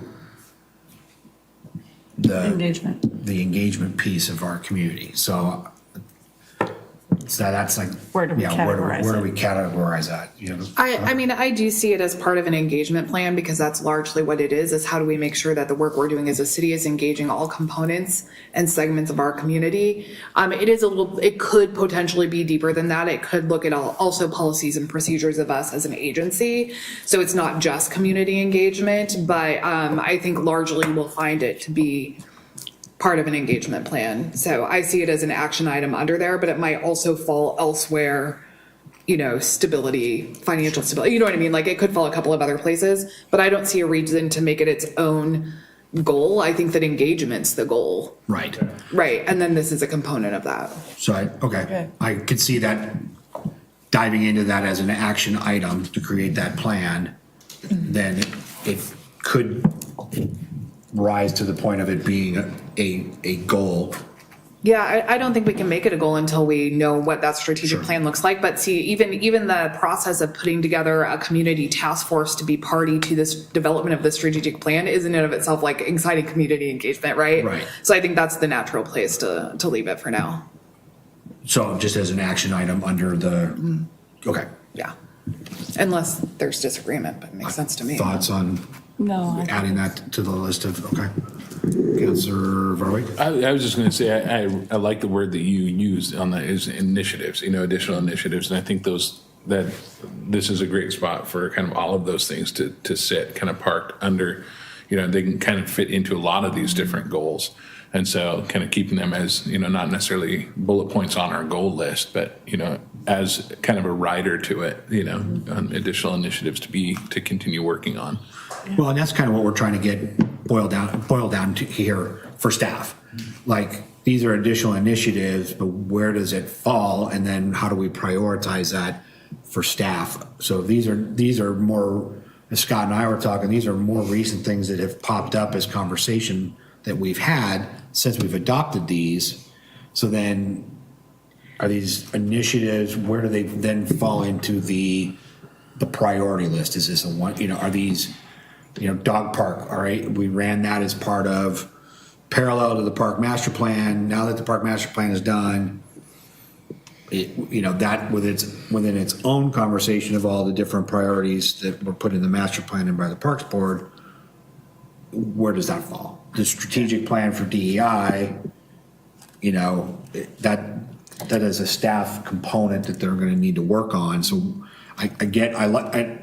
it's parked here for now, but it's got to filter in terms of priorities for the staff. And that's what Scott and his team are looking at from us. Like, They've been trying to tie back everything they do back to one of our goals. Yeah, So I well, get why they're asking. Yeah, for sure. And I think each of those if the DEI falls strategic into. plan is not everything that we've got on here, and even the action item we talked about tonight, is an A1 priority. Right. Because then Scott and team, they get nothing nowhere, because then we come at them and go, well, I know you've got 17 A1 priorities, but I've got number 18 that is also an A1 priority. Yeah. They- What I think that kind of what slows I the would like to process. see is, I mean, I'll figure out which bullet point these fall under and kind of a sub bullet point. But I'd also like to know from staff, what's their capacity to be able to do something, right? Is the strategic plan, like, do you have capacity to do that? And because we want to make that a priority, does, community park or the I-205 or dog park or something, does that take a lower priority because the DEI is a higher priority, or which, kind of what, based on, there's only so many hours in the day. So much staff resources. Right? There's only so much staff resources. We've got There's only- 24 hours just like we do. Just like we do, exactly, exactly. We don't need. And they do twice as much as some of us do, I think, so. Well, I but know that, they do a lot, but. and again, that's the end goal for tonight, is to be able to go through for them and go, well, if we've got 18 items in the 1 to 2 year window period, it's a busy next 2 years, you know, and so what needs to shift realistically to 3 to 4 years? Like, that's, you know, where do we prioritize, you know, in that regards? Because it is staff capacity at the end of the day. And then is it, if it's such a hot burning issue, are we prepared to then have Scott come back and go, well, you want this done, I gotta scratch a check to get it done. So that's You guys kind of, want to adjust the so that's budget kind of to the do question that I'm asking is with this, you know, I mean, this is our list that you're working on right now of things that you guys believe have been kind of the top priorities coming from council. Can you get all those done? Or are you asking us to put a time frame on, you know, dog park we want in 2 years, or, you know, toll project? I mean, toll project's coming, right? got its own We don't parameters, have, or we've got timeframe. a timeline that we're given by the state, like what, you know, do we have the capacity to even do all of these, or do we need to try and pare that down? Well, I think it would be, my thought would be, it would be nice to, anything that's in particularly been initiated by city council or directed by city council, my preference would be that would be as one of your sub goals as an action item, so that we're tracking it that way. And Mayor, your question a minute ago was right on point, which is like the class comp and pay equity study. We just put that on there so to acknowledge there's a lot of staff time that's going to be spent on that. That's not a council initiative, even though it's part of your overall kind of jurisdiction of the city that we're going to be doing that. And it was budgeted. You did take a budget action. I wouldn't necessarily say that would go on your council goals. That's a staff thing that we're just going to continue working on, but we wanted to acknowledge. But community park improvements were directed by, actually, I think by the Urban Renewal Agency, not council specifically. The DEI strategic plan and the dog park, those three in the middle were all directives by council. The other two at the bottom are, one, the tolling thing, again, that's happening and we're just trying to be responsive. And then the tree canopy, we'll see where that goes. That's just sort of being acknowledged as a potential. So I think I would say that those three, the community park, the DEI plan, and the dog park, I would They're easily categorized. ask that you within- categorize. And I think you've yeah. kind I think we of have really done that already with Mm-hmm. those three. I think you've done that. You've got 2 park issues and 1, at least for now, could be under the engagement. And as we progress on things, to more directly answer your question, is how do we prioritize? You know, what I think as things unfold, we'll have to reevaluate, and that's where I think these conversations on doing check-ins on the goal setting will be important, because we might need to come to you and say, we're over capacity here. I can't tell you that yet, because some of these are still sort of unfolding. A number of these that we've gone through tonight, I think this has been a really good conversation. We've explained how they're already in process, and there's a lot of wheels turning, but when do we get to that capacity point, and at what point do I have to come and go? And I think we need to look at reorganizing some priorities. So Well, my hope is that you guys will be upfront and honest about that. As I know obviously there's 7 of us with different levels of expectations on certain things, right? And, you know, Councilor Marines might be higher on something than what mine is, right? And so, you know, I really hope that you guys will be honest with us to say we cannot accomplish that, and I think that it's okay to say that. Yeah. So, Yeah, we can't accomplish that in In this time. This time. 3 to 4 years. That's we more need a like 5 to 6 year. Yeah. So. Councilor Spoon? I appreciate that. Kind of the overlap here between those ARPA funds that are going to have to be assigned and used within a certain period of time, and everything else we have going on, and the comp plans kind of happening on that similar timeline, and the TS, there's a lot happening 2 to 4 years from now that we're planning for now that's going to take significant amount of staff work, right, in that 2 to 4 year period. I'm wondering if it might be worth consideration, or at least having you consider, if in next year's budget cycle, maybe we consult with a project manager, because maybe we don't need to hire one full time, but maybe because some of those things are not things we can not do, right? The comp plan has to happen. The TSP has to happen. Simultaneously, we'll be up on our ARPA fund deadlines, and so like all of that's going to be happening in the same 2 to 4 year period. it might be worth consideration that we do run lean as a city and we are going to hit capacity, but we're still going to need to use those ARPA funds and we're still going to need to do the comp plan. So maybe consideration in the next year to 2 years of contracting with a project manager so that we don't miss things that, you know, would be natural for a human to miss when they're at capacity. So those timelines kind of all align, unfortunately, but they're all necessary. So that 2 to 4 year period from now is going to be, there's going to be a lot of work. Yeah. Okay. I guess also I just would acknowledge, and again, tonight's conversation I think has been really helpful to check in with you on some of these. So some of the items that we weren't sure whether you were considering as a priority or what your view on that was, you've helped us kind of iron that out a little bit. So the legislative program conversation was helpful. I don't feel like there's a lot I have to invest in that right now as far as staff time. The Youth Advisory Council could kind of plug that into something else that might happen, and some things like that. So I also feel like there's been a little bit of tweaking, and I can take a look at things and then, you know, revisit with you. If I will be honest, if we're at staff capacity and I say, hey, if you want us to accomplish your priorities, we're going to have to talk about this because now we've hit a capacity level. I think we've kind of had a little smaller version of that conversation with the communications piece, that we're going to get to this, you know, point where we can't keep up. Yes, I won't be shy about saying we need to talk about what you want to get done if you want to within our existing capacity. So. Do you want to go to the next piece?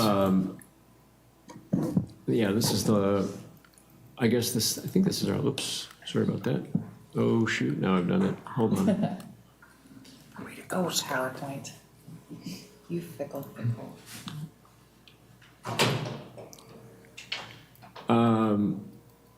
So the last slide, Mayor, were you thinking of that worksheet that I was. we had? We didn't put this in the PowerPoint because it's not fillable in this or whatever, Sure. but it was in your council packets. I didn't print those off either, but we had kind of the consultant, Sarah Singer Wilson, that did the goals with this, did a spreadsheet that was kind of identify your goals in the 1-2 year category, 3 to 4.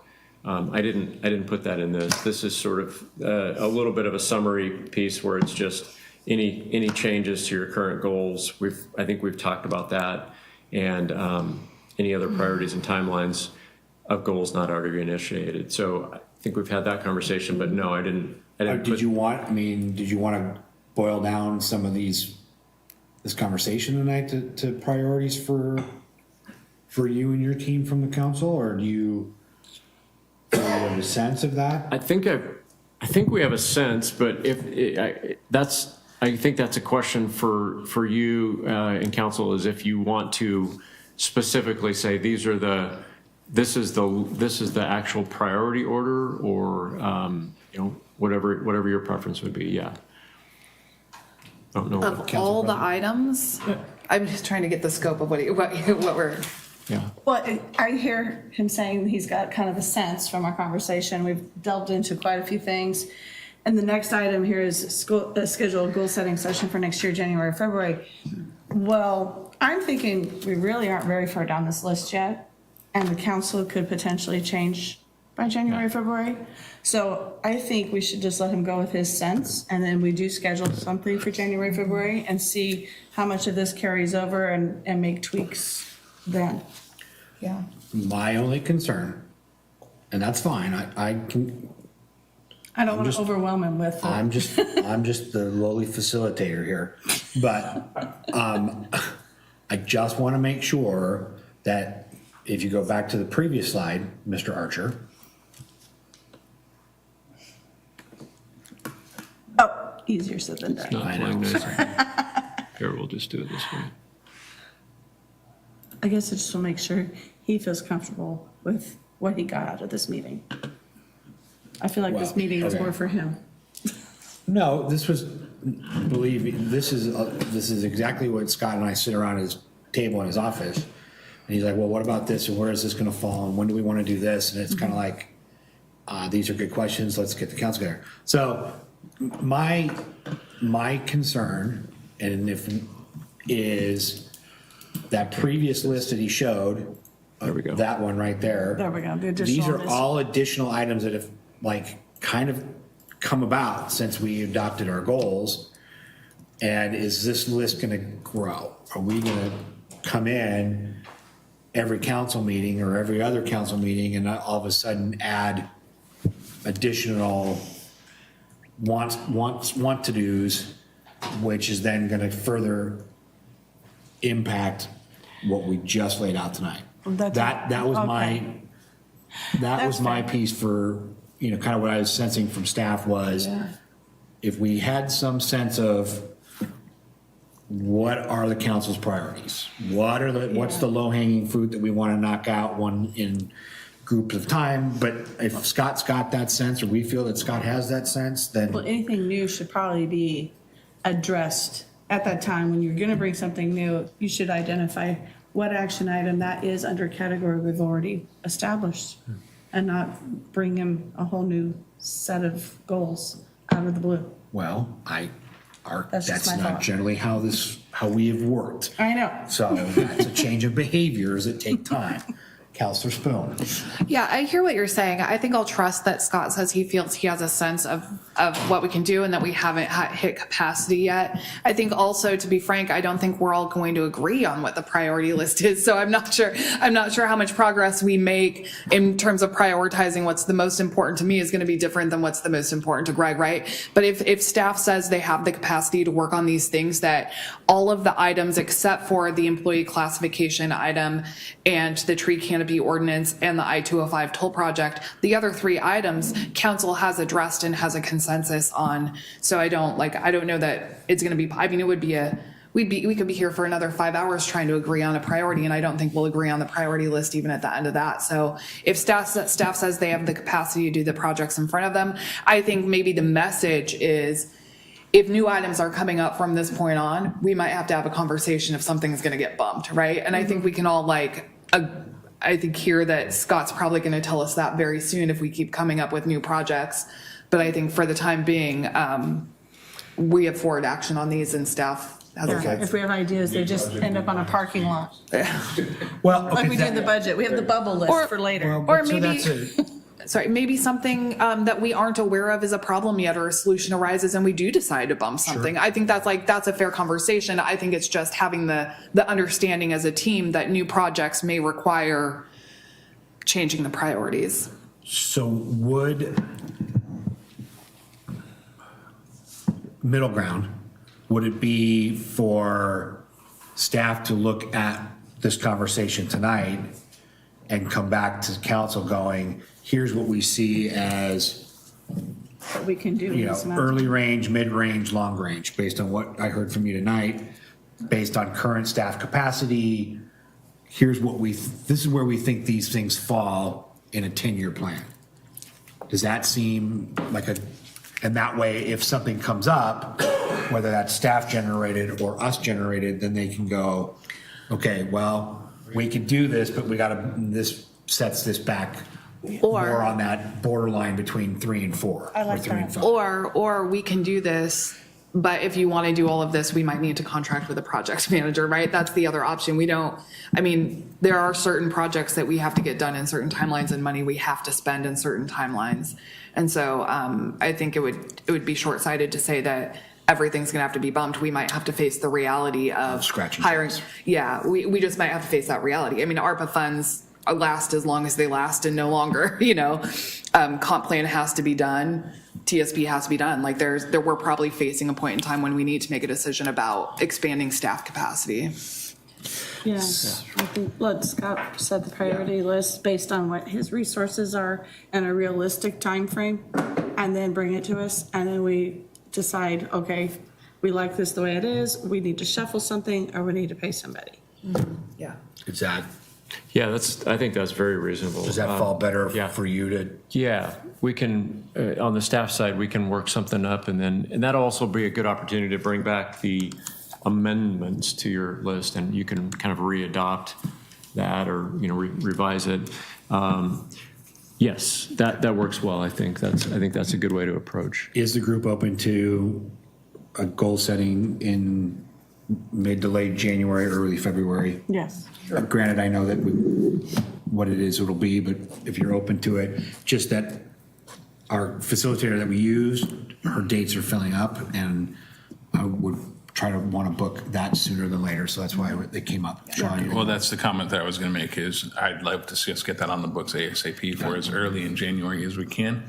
Considering it is an election year and we could potentially have different people on our council. It could be the case. You know, Could be. And we it would be waited nice to well into get the that done year. early. I feel like this is still a really fresh document, It so is. I'd like to do it earlier in the year this time.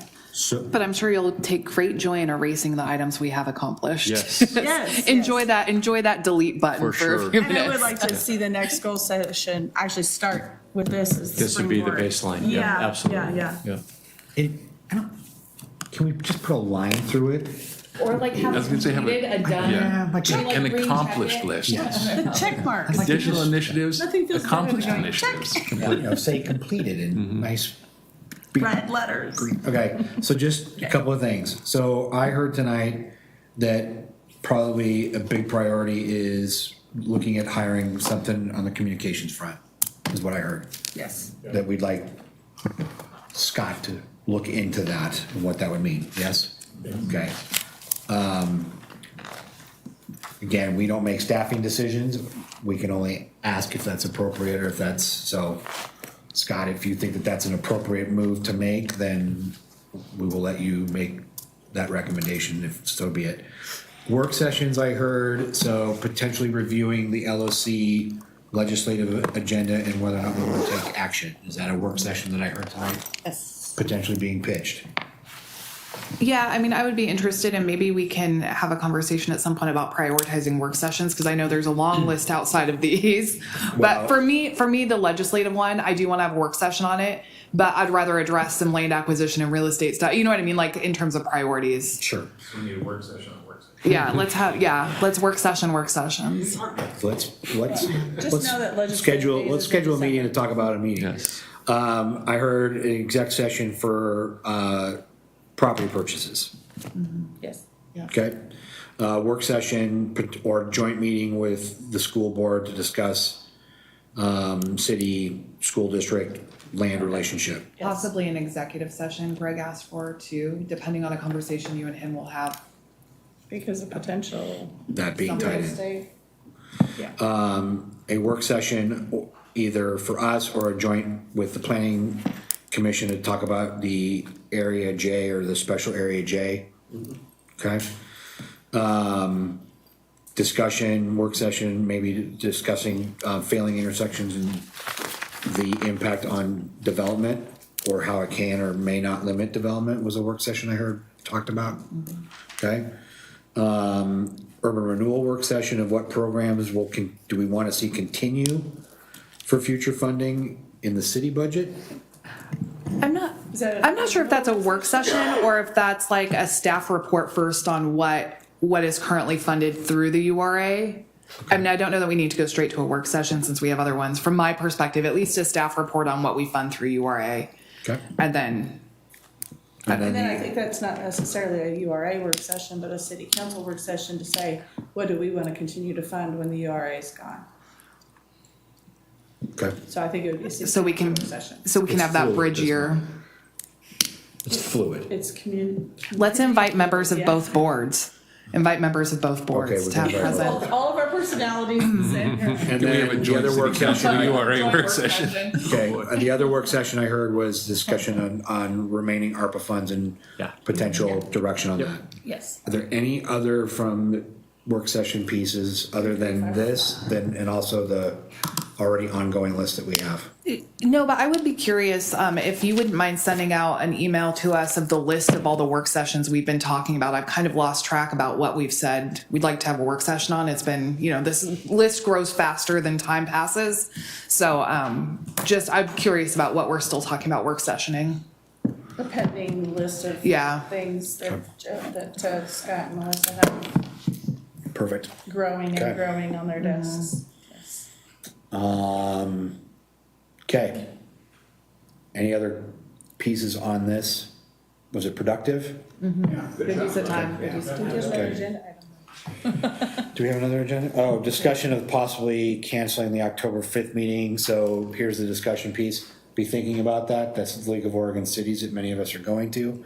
That I think we decide will be on the agenda for next week's meeting. So we're thinking about it. There's our discussion. Well, yeah, I was saying, isn't a quorum of us already gonna be out of town? If you don't have a quorum here, you can't have. We can't have a meeting, Right. so we should just do it next week. Well, Again, we're in a work Zoom in, session. yeah. So Yeah. You Can't can't decide. have an we're action. just, yeah. thank you, Joe. Yes. Well, I was just wondering I'm why we're learning. having 10 a years is discussion taking- about it tonight. No, I was wondering why. No, it's on the like I just said, the discussion was, be thinking about it. It's on the agenda for the next meeting. So there you go. This outside. Yes, okay. Any other input here from Joe, and or I should say Scott and Joe and Melissa, you guys feel good Thank you for the about? good conversation tonight. Okay. I will take a motion to adjourn our work session. It's been moved and seconded. Great. All those in favor? Aye. All right. Canby, thank you for joining us this evening. We'll see you next week.